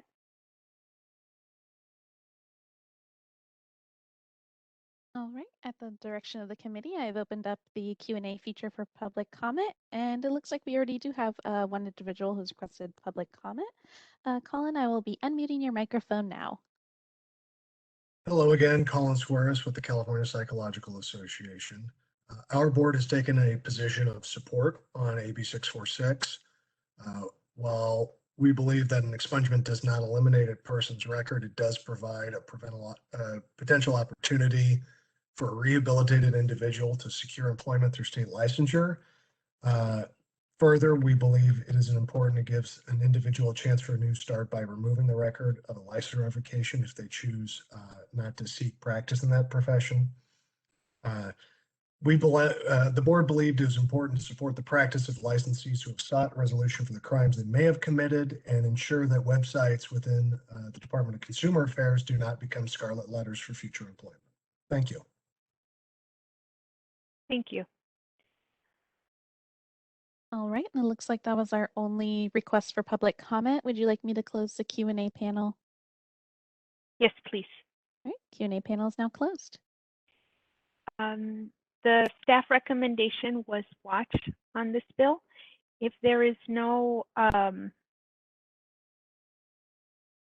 further board discussion, we can move to the next item, which is 7B7, item number 6, AB 657, Bonta, Ms. Rivera. Yes, so we have AB 657, Bonta, State Civil Service System, Personal Service Contracts, Professionals. This bill would prohibit a state agency from entering into a contract with a professional as defined for a period of more than 365 consecutive days or for a period of 365 non-consecutive days in a 24-month period. The bill would define professional for these provisions to include, among others, a physician and surgeon, dentist, and a clinical psychologist. This bill would require each state agency that has a contract with a professional pursuant to these provisions to prepare a monthly report to the exclusive bargaining representative for the professional if the professional is represented, providing certain information, including the name and contact information of the professionals subject to a contract with the state agency, the details of the contract period for each professional, and the number of open professional positions available.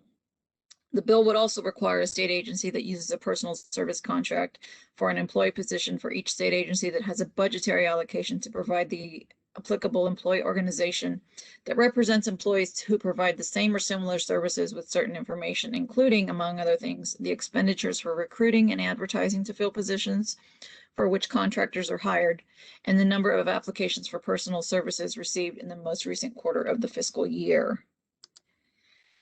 This bill has been referred to the Public Employment and Retirement Committee, but has not been set for hearing.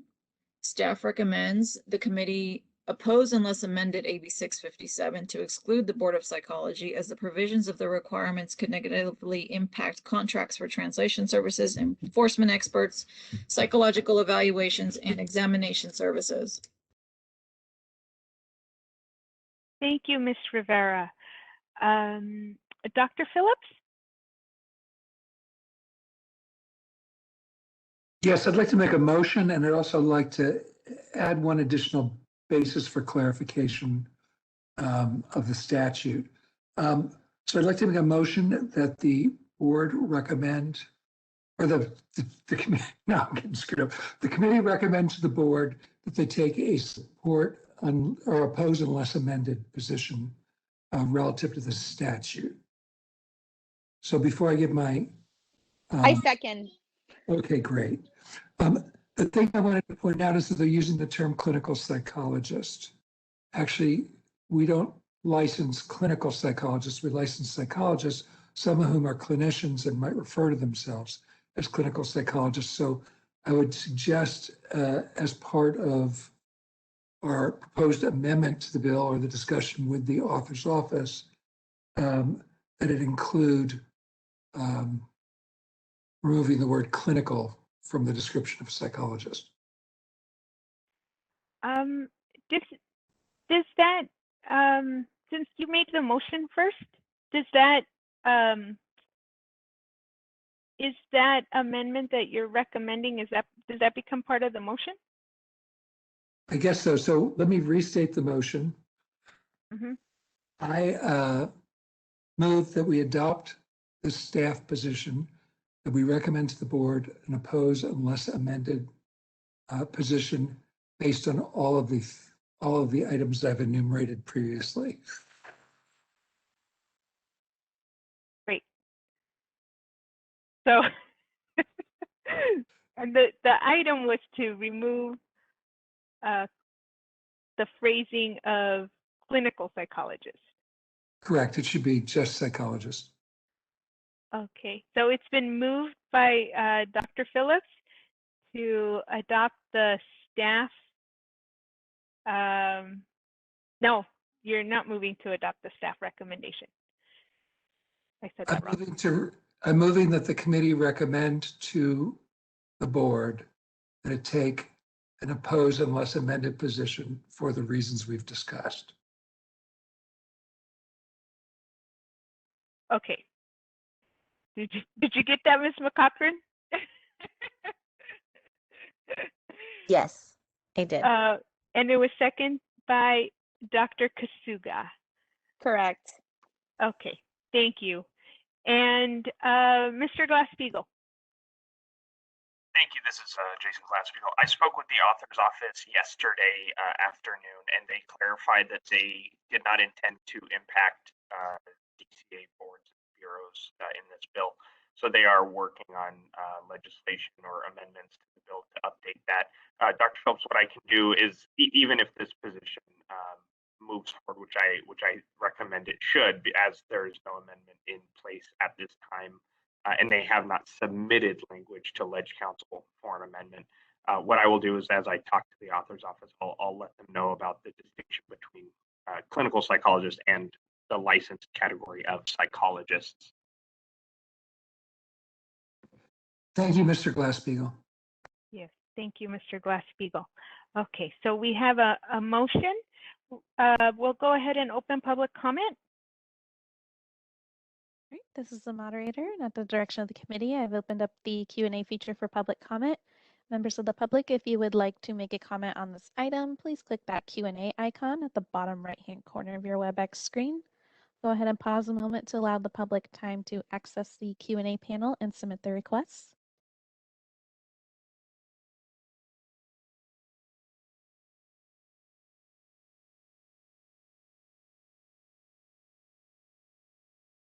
Seeing none, can we close public comment? Yes, the Q&A panel is now closed. Okay, thank you. And so on AB 657, we have a motion by Dr. Phillips to support, unless amended, AB 657. Oppose unless amended. Oh my goodness. Okay, sorry about that. Oppose unless amended, and I'm actually looking at it on the page, and it seems to have translated in my head. Let me repeat that. Our motion is to oppose unless amended AB 657 by Assemblymember Bonta. It was seconded by Dr. Kasuga. Ms. McCochran. Just a small clarification, it's simply to recommend that the board oppose unless amended.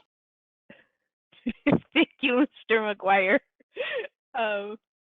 Did you catch that, Ms. Yes. McCochran? Yes. Okay, thank you. I really butchered this one. Okay, let's go ahead and call for a vote. Okay. Cervantes, Aye. Kasuga, Aye. Phillips, Aye. motion passes.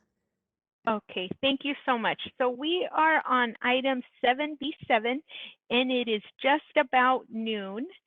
I'm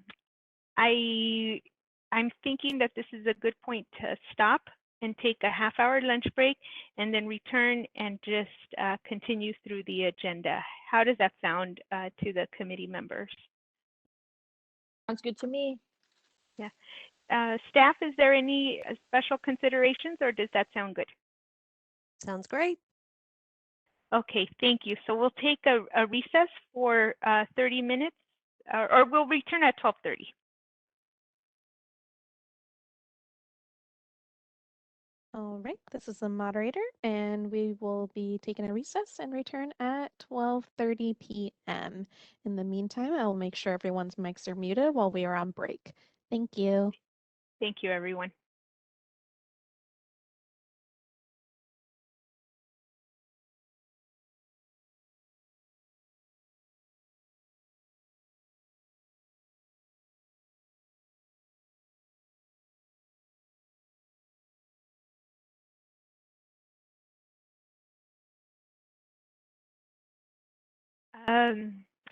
Good afternoon. Do we have everybody back? I'm here. I'm here too. So our committee's back. Do we have our moderator back? Yes, I'm back. And it looks, is the staff back? Everybody good? Good Ready. to go. All right. So we left off on item 7B7, AB 810 by Flora. Ms. Rivera. Thank you. So we are on AB 810 by Flora, Healing Arts reports claims against licensees. Existing law makes failure of a licensee of the Medical Board of California, the Pediatric Medical Board of California, the Board of Psychology, the Dental Board of California, the Dental Hygiene Board of California, the Osteopathic Medical Board of California, the State Board of Chiropractic Examiners, the Board of Registered Nursing, the Board of Vocational Nursing and Psychiatric Technicians of the State of California, the State Board of Optometry, Veterinary Medical Board, the Medical Behavioral Services, the Physical Therapy Board of California, the California State Board of Pharmacy, the Speech Language Pathology and Audiology and Hearing Aid Dispensers Board, the California Board of Occupational Therapy, the Acupuncture Board, or the Physician Assistant Board, a claimant or their counsel to report a settlement, judgment, or arbitration award over $3,000 of a claim or action for damages for death or personal injury caused by negligence, error or omission in practice, or by the unauthorized rendering of professional services by a person who holds a license, certificate, or other similar authority from one of those boards who does not possess professional liability insurance as to the claim within 30 days to the agency that issued the license, certificate, or similar authority, punishable by a fine of not less than 50 or more than 500. This bill would increase the minimum fine for a violation of that provision to $100. Existing law makes failure of a marriage and family therapist, clinical social worker, professional clinical counselor, a claimant, or their counsel to report a settlement, judgment, or arbitration award over $10,000 of a claim or action for damages for death or personal injury caused by negligence, error or omission in practice, or by the unauthorized rendering of professional services by a marriage and family therapist, a clinical social worker, or a professional clinical counselor who does not possess professional liability insurance as to that claim within 30 days to the agency that issued the license, certificate, or similar authority, punishable by a fine of not less than 50 or no more than 500. The bill would increase the minimum fine for a violation of that provision to 100 as well. This bill is currently in the Business and Professions Committee, but has not been set for hearing. Staff recommends the committee watch AB 10. Okay. Thank you, Ms. Rivera. Dr. Phillips, this was a bill that you wanted to discuss. Do you have any comment? I had a question, but I decided it was silly, so I'm not going to ask it. Okay, thank you. Is there comment from Dr. Kasuga? None from me. Thank you. The staff recommendation is to watch, so we'll go ahead and open public comment on this one.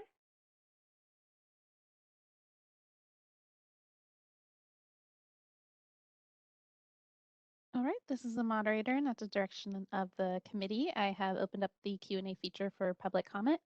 Members of the public, if you would like to make a comment on this item, please click that Q&A icon at the bottom right-hand corner of your WebEx screen. I'll pause a moment to allow the public time to access the Q&A panel and submit their requests.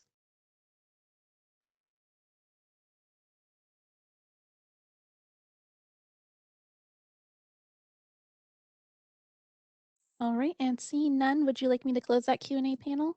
Yes, please. All right, the Q&A panel is now closed. Okay, thank you. So we didn't have a committee comment on this item, AB 810. So we'll move forward with the staff recommendation of watch, and we'll move on to the next item.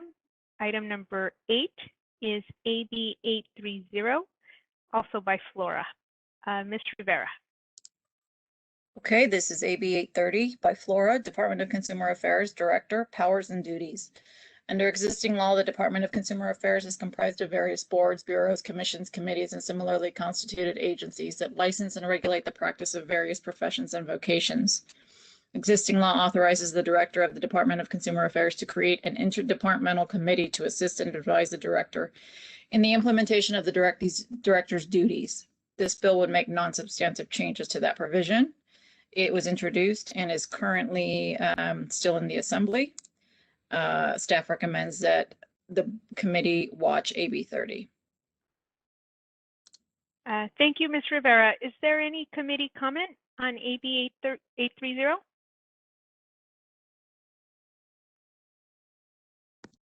Nope. Thank you. None for me. Okay, thank you. Seeing none, can we open public comment? This is the moderator, and at the direction of the committee, I've opened up the Q&A feature for public comment.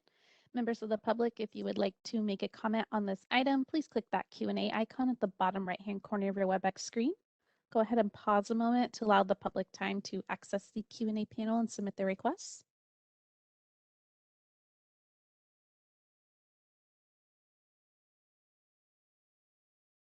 All right, and seeing none, would you like me to close that Q&A panel? Yes, please. All right, Q&A panel is now closed. Okay, so this item was a watch, so there's no vote needed on that. Moving on to item number 9, AB 1026 by Smith, Assemblymember Smith. Ms. Rivera. Yes, AB 1026 by Smith, business licenses veterans. This bill would require the department and any board within the department to grant a 50% fee reduction for an initial license to an applicant who provides satisfactory evidence that the applicant has served as an active duty member of the United States Armed Forces or the California National Guard and was honorably discharged. The bill would authorize a board to adopt regulations necessary to administer these professions. The bill was referred to the Business and Professions Committee, but has not been scheduled for hearing yet. Staff recommends that the committee watch AB 1026. Thank you, Ms. Rivera. Is there any committee comment?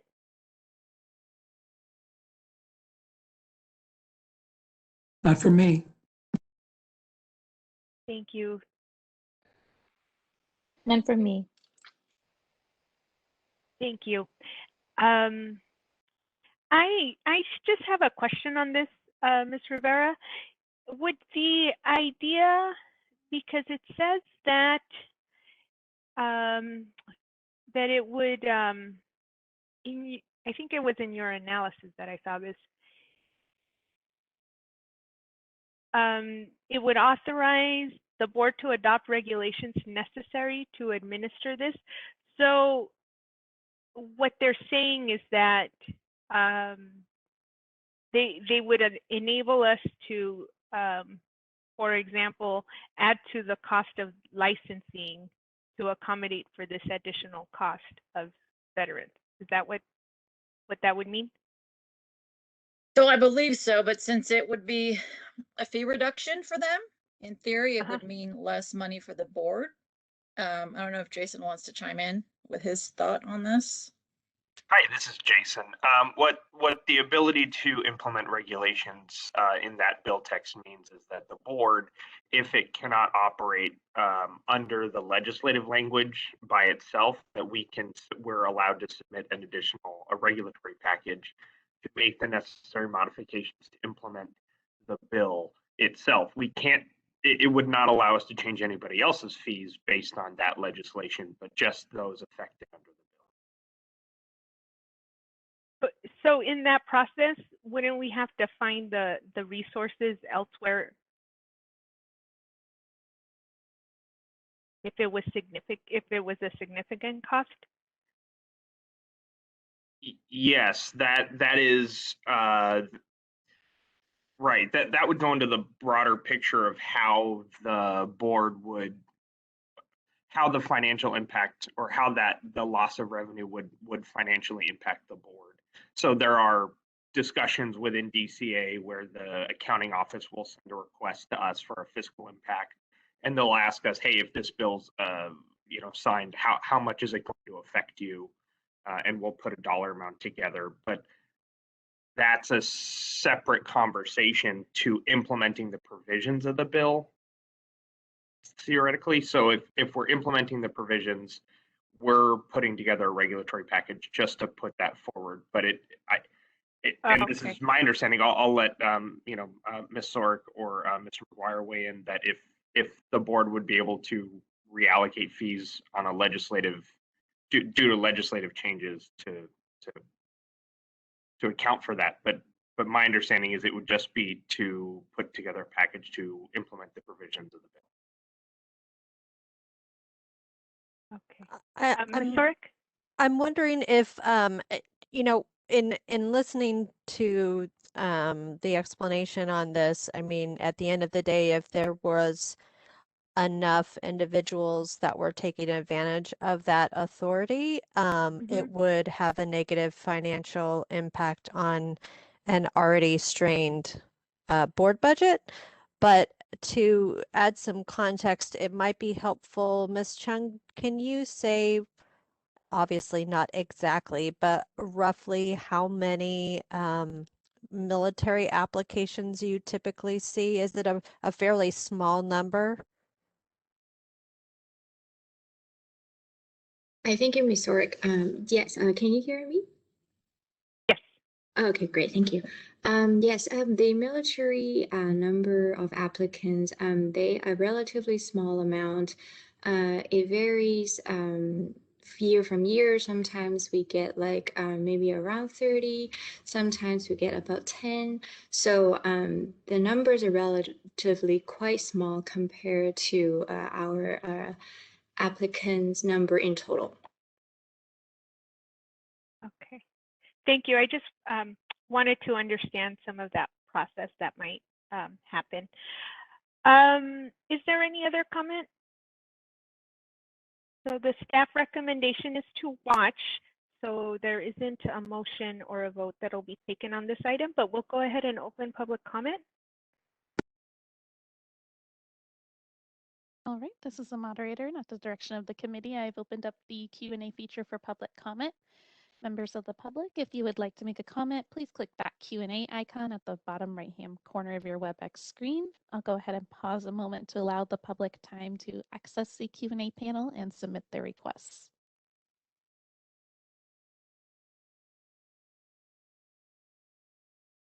All right, and seeing none, would you like me to close the Q&A panel? Yes, please. Great, Q&A panel is now closed.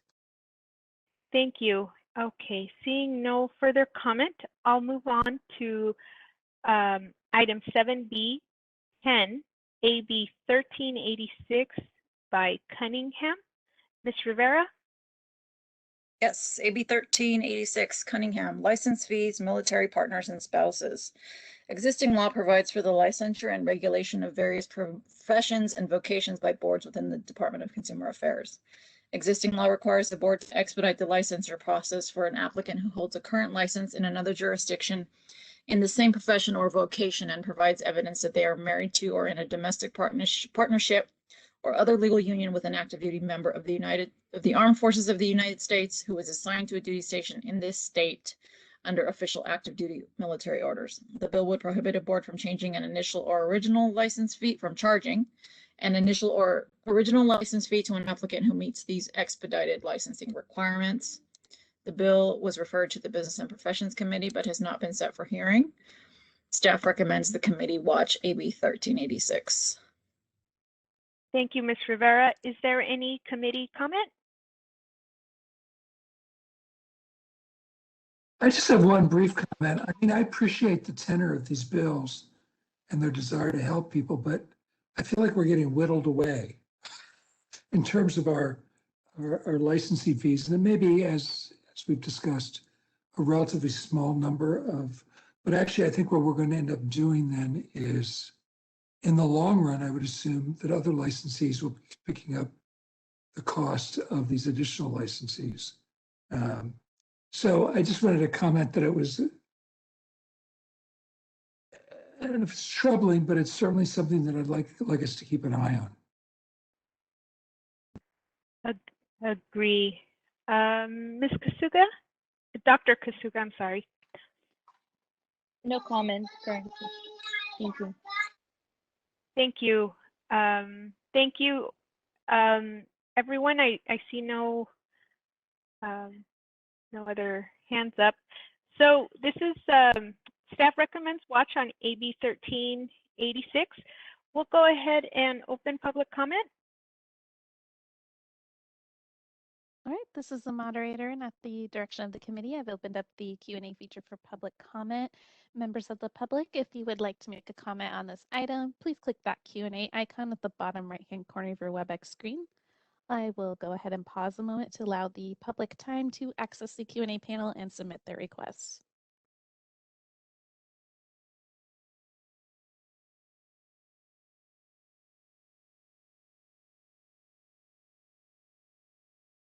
All right, seeing none, would you like me to close that Q&A panel? Yes, please. All right, Q&A panel is now closed. Okay, seeing no further comment, we'll move on to the next item, 7B11, SB 102, Melendez. Ms. Rivera? Yes, SB 102, Melendez, COVID-19 emergency order violation, license revocation. This bill would prohibit the Department of Consumer Affairs, a board within the Department of Consumer Affairs that does not regulate healing arts licenses, and the Department of Alcoholic Beverage and Control from revoking a license or imposing a fee or penalty for failure to comply with any COVID-19 emergency orders unless the board or department can prove that lack of compliance resulted in transmission of COVID-19. This bill would require that it is to take effect immediately as an urgency statute. The bill was amended to exclude healing arts boards under Division 2, and it was re-referred to Business and Professions Committee. The hearing is set for March 22nd. Staff recommends that the committee watch SB 102. Thank you, Ms. Rivera.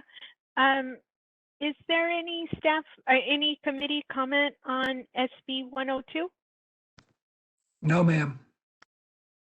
Thank you. None from me. Thank you.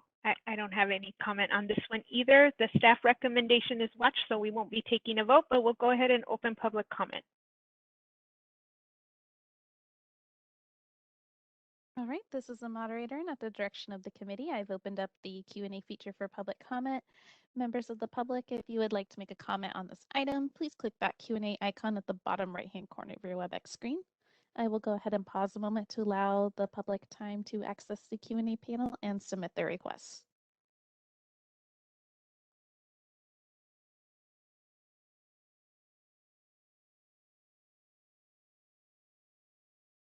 All right, and seeing none, would you like me to close that Q&A panel?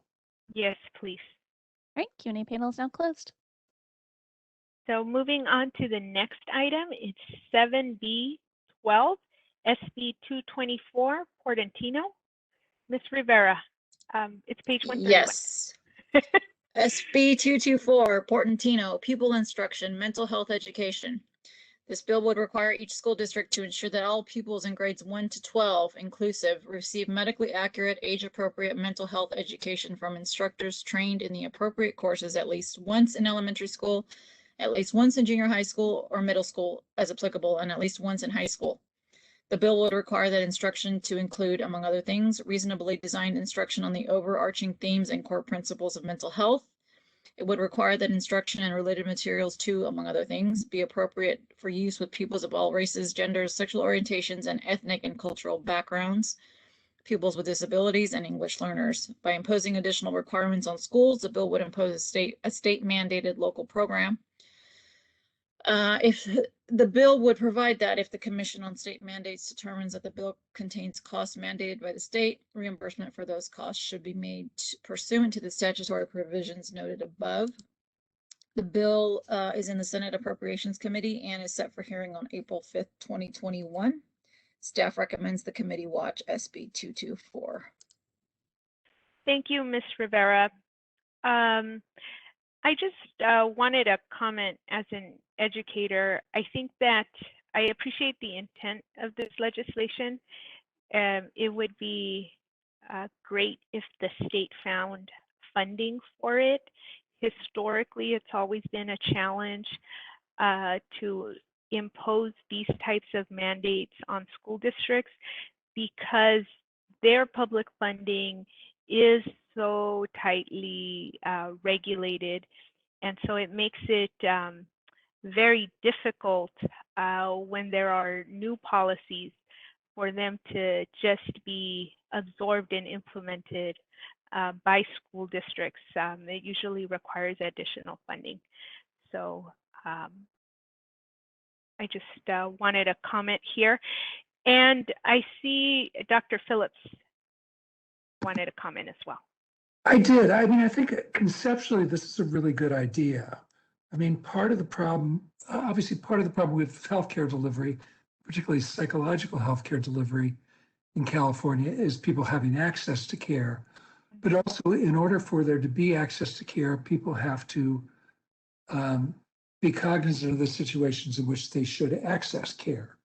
And almost across almost every ethnic and cultural group in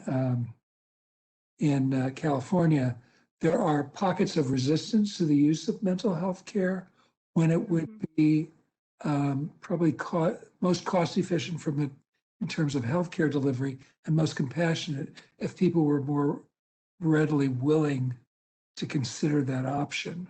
So I think this is a positive thing. I don't think it's a thing we need to take a position on as a board.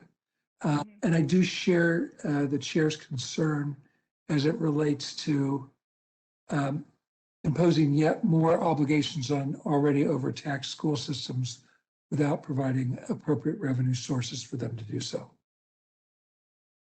Thank you, Dr. Phillips. Is there any further committee comment? Yes, I thank you for your thoughtful comments, both of you. I initially wanted to discuss this because some of these provisions really speak to increasing education and outreach with regards mental health needs, especially for younger students. So I'm kind of like more focused on really providing more education and you know, I like the provision that it provides information on how to seek and find assistance from mental health professionals. So it really opens up the connection between consumers and the professionals that can help, which includes our licensees. So I like the outreach part of what the bill is proposing, but I understand the concerns with regards lack of resources. Thank you, So- Dr. Kasuga. Yeah, so I don't know, like I'm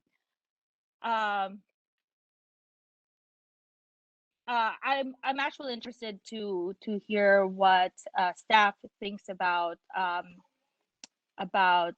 the bill in terms of like how it relates to our strategic plan for outreach and education.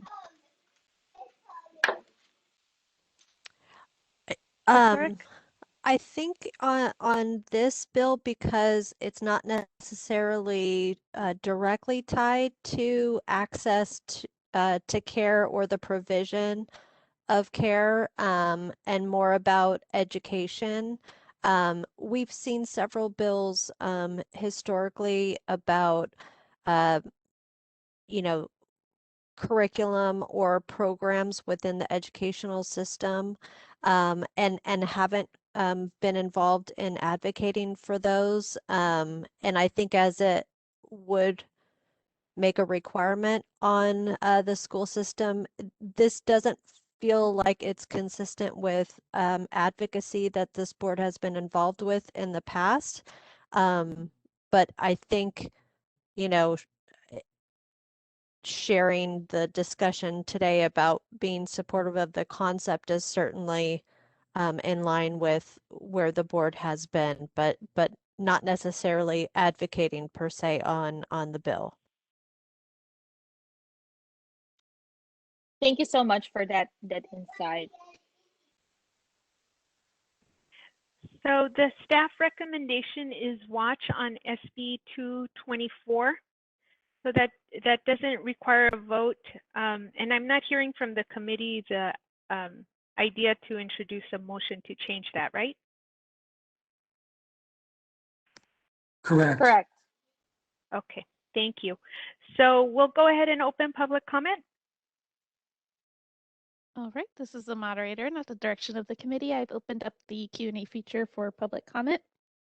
Members of the public, if you would like to make a comment on this item, please click that Q&A icon at the bottom right-hand corner of your WebEx screen. And it looks like we do have a request for comment from Dr. Winkleman.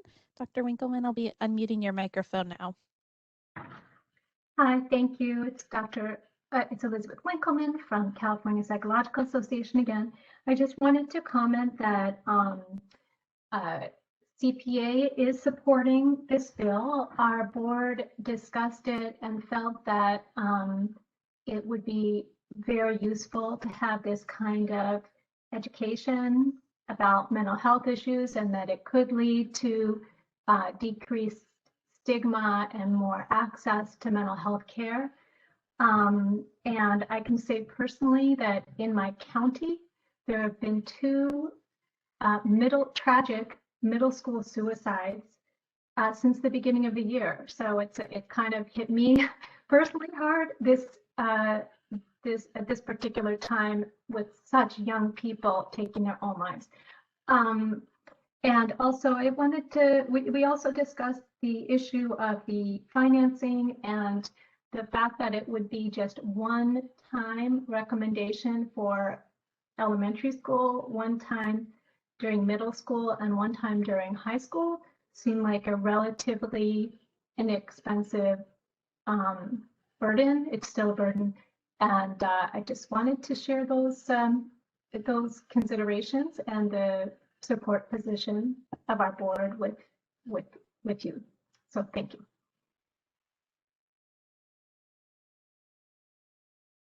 All right, it looks like there are no further requests for public comment. Would you like me to close the Q&A panel? Yes, please. All right, Q&A panel is now closed. Thank you for the public comment. We are moving to the next item, item 7B 13, SB 534, Jones. Ms. Rivera. Yes, we are on page 137. SB 534, Jones, Department of Consumer Affairs. Existing law establishes a Department of Consumer Affairs, which is comprised of boards that license and regulate various professions and vocations. Under existing law, each board within the department exists as a separate unit with specified functions. This bill would make non-substantive change to these provisions. Since this memo was written, the bill has been amended and pertains only to dental hygienists, and it was referred to the Rules Committee. Staff recommends the committee watch 534, SB 534. Thank you, Ms. Rivera. Is there any committee comment on SB 534? Watch makes sense to me. Thank you, Dr. Phillips. Dr. Kasuga? None for me, thank you. Thank you. So the staff recommendation is watch, so we won't be taking a vote on this one, but we'll go ahead and open for public comment. This is the moderator. At the direction of the committee, I have opened up the Q&A feature for public comment. Members of the public, if you would like to make a comment on this item, please click that Q&A icon at the bottom right-hand corner of your WebEx screen. I'll go ahead and pause a moment to allow the public time to access the Q&A panel and submit their requests.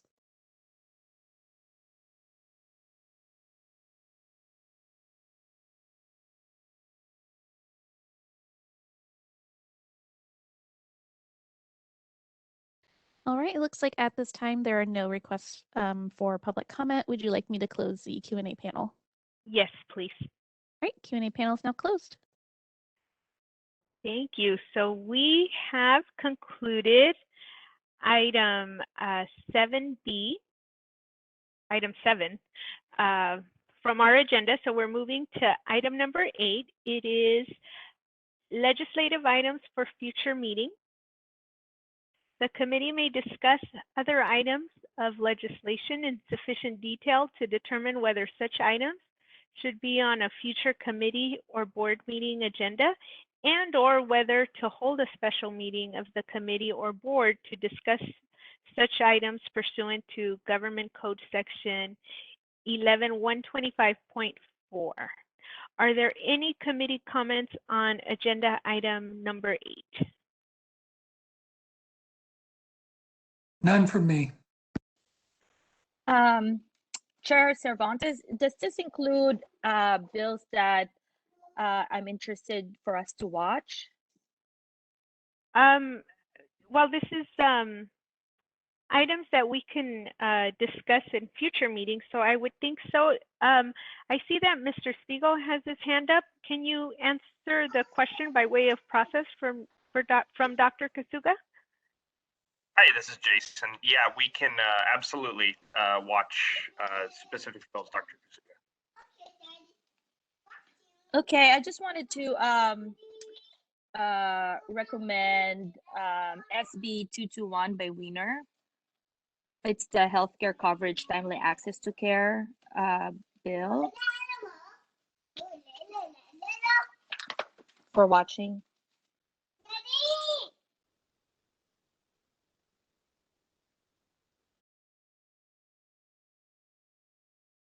Okay.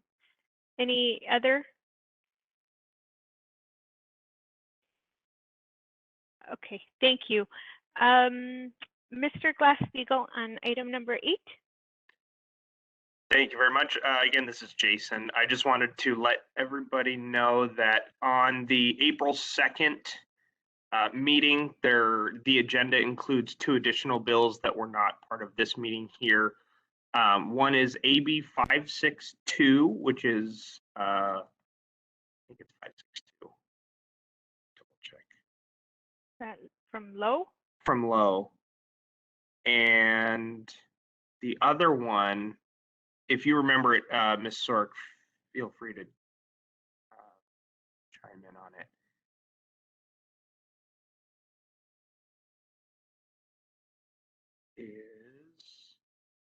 I think Mr. McGuire,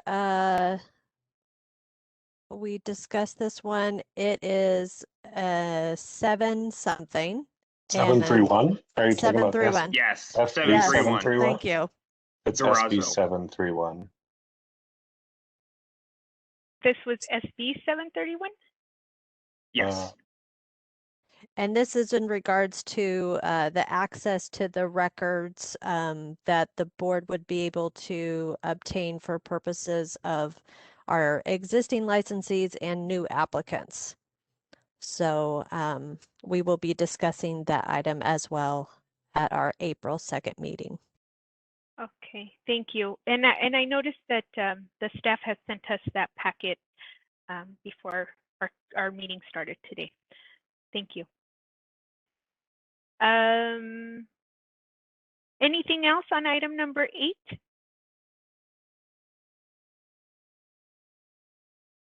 Okay, we'll go ahead and open for public comment. This is the moderator, and at the direction of the committee, I have opened up the Q&A feature for public comment. Members of the public, if you would like to make a comment on this agenda item, please click that icon with a question mark within the square located at the bottom right-hand corner of your WebEx screen. I will go ahead and pause a moment to allow the public time to access the Q&A panel and submit their requests.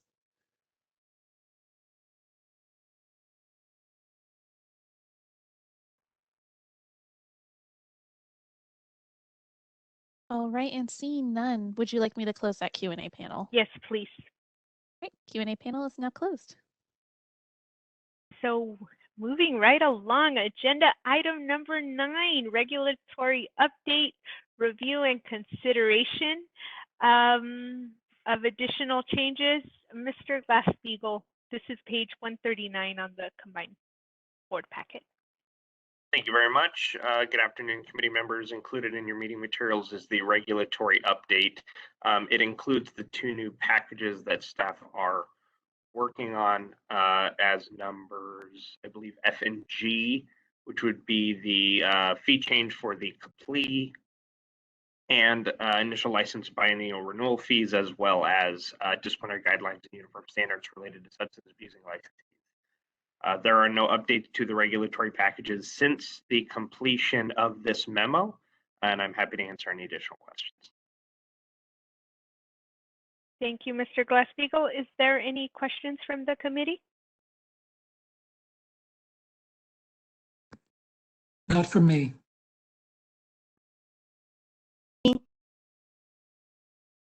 Thank you, Dr. Phillips, and none, Dr. Kasuga? I didn't hear it.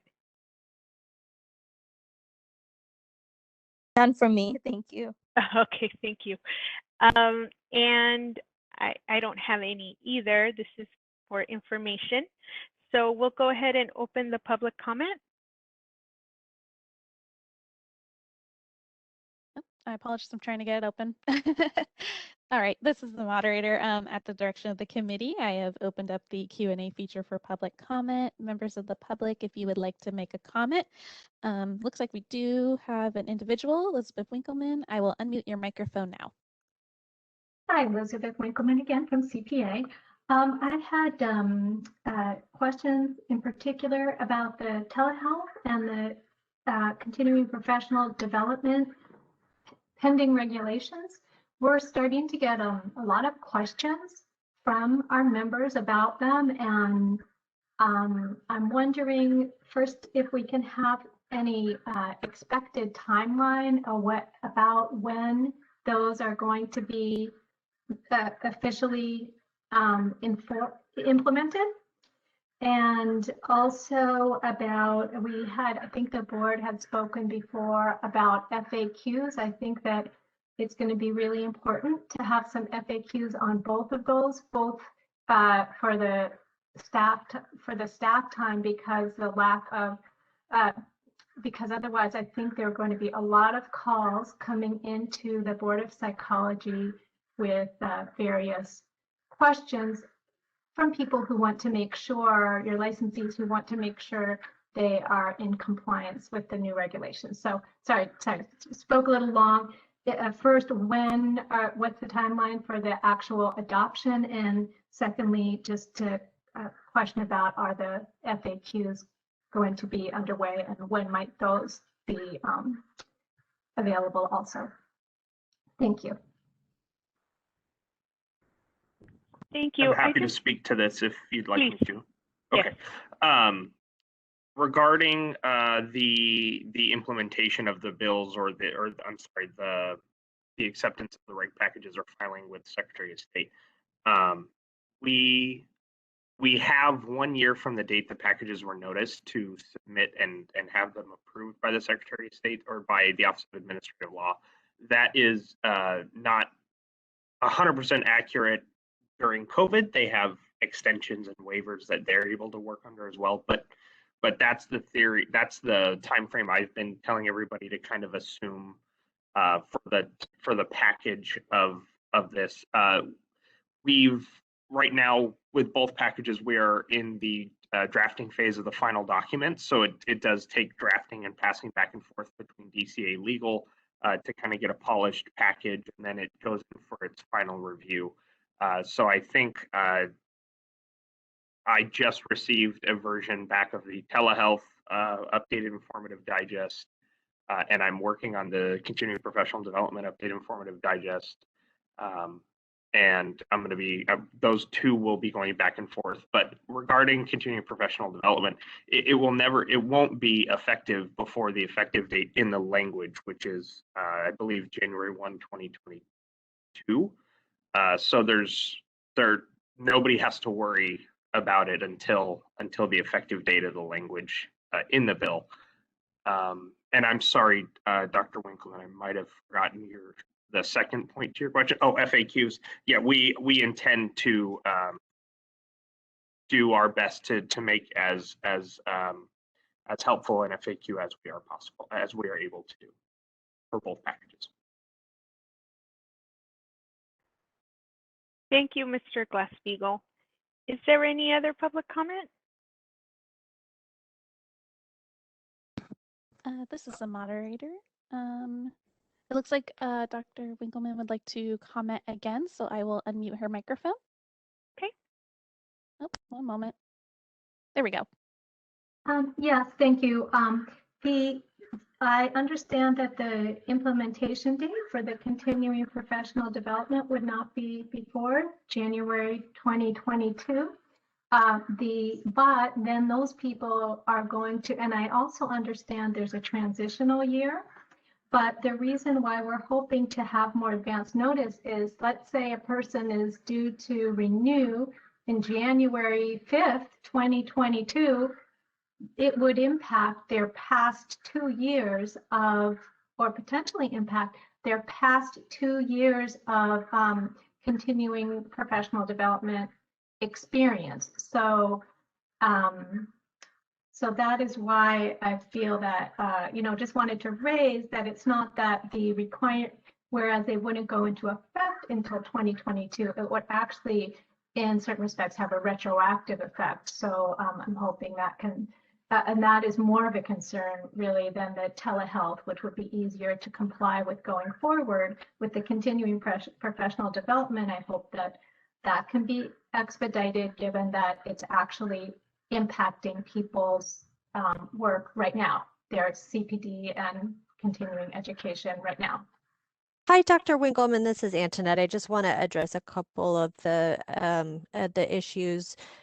First, my hope is that within the next 3 to 6 months, we will know if the regulations for both CPD and telehealth will hopefully be approved by Office of Administrative Law.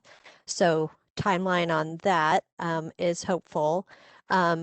During that time, once we get the package off to Office of Administrative Law and they're under their timeline for reviewing if we've met the criteria to make the regulatory change, we can start working on our implementation plan, which will be putting an advisory out on the regulatory changes and then working on the FAQ documents. And I think you had availed yourself to our staff to work with to ensure that the information we're providing is not just useful to our staff, but is readable and usable for the stakeholders. So I appreciate, again, just another a bit of gratitude for your willingness to work with our staff on working with that document. We will make sure that we get the information out as soon as the packages are approved. So we won't be waiting until the effective date to get the information out. And just one last point is that in the regulations, and I believe it was Dr. Linda Crow that suggested this and the board went forward with it, we created kind of a straddle year so that if there was someone that was up for renewal when it became effective, they could either choose the CPD model or the prior model during the transition. So we built that into the language. So just wanted to answer your question on that front. Thank you, Ms. Sorick. There's no other public comment, or I don't see others, do I?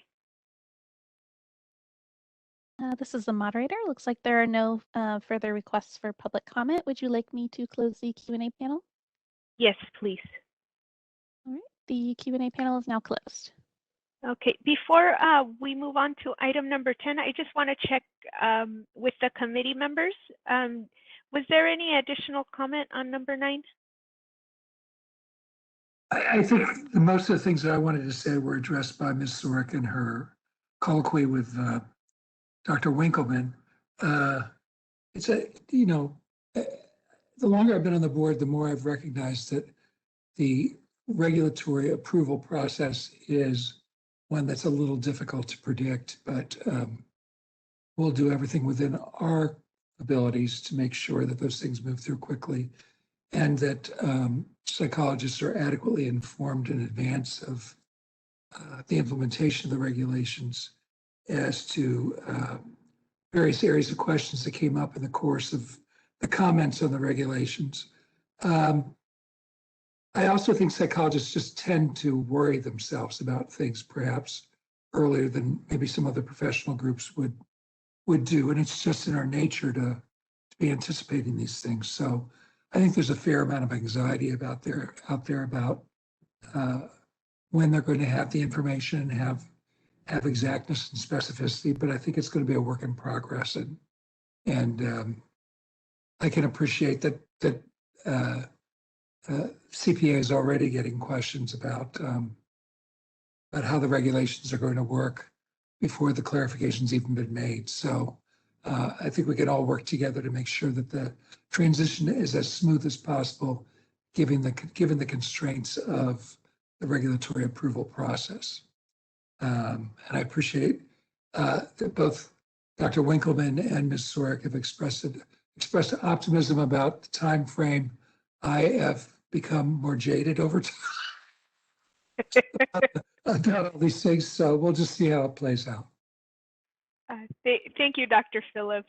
I just wanted to echo the sentiment about how we do have some unpredictability with regards to timeline on these regulatory packages. But I feel like on these two in particular, we've had a lot of discussion and at both here and at the board meeting that I think we've been I think we reached a place of collaboration, and hopefully we can carry that into the next phase so that the practitioners are informed appropriately. Okay, so that was item number 9. Thank you so much, everybody. We're moving to item number 10. This is recommendations for agenda items for future board meetings. Please note, the committee may not discuss or take action on any matter raised during the public comment section, except to decide whether to place the matter on the agenda of a future meeting pursuant to Government Code sections 11.125 and 11.125.7a. Are there any committee comments on item number 10?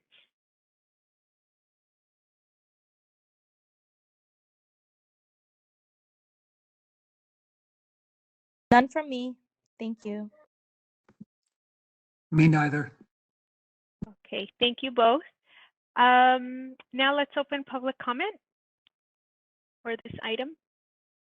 All right, this is the moderator, and at the direction of the committee, I've opened up the Q&A feature for public comment.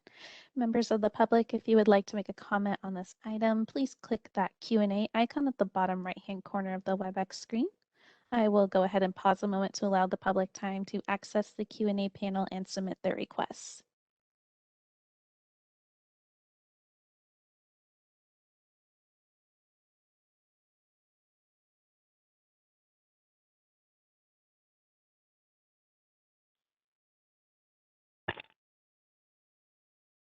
All right, at this time, it looks like there are no requests for public comment. Would you like me to close that Q&A panel? Yes, please. Great, Q&A panel is now closed.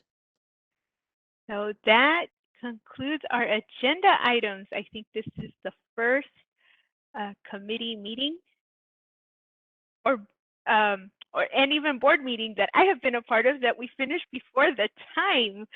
I just want to thank all of the staff that took part in preparing our board packets and preparing us for this meeting in an orderly way. I appreciate your time and commitment to the board. Dr. Phillips.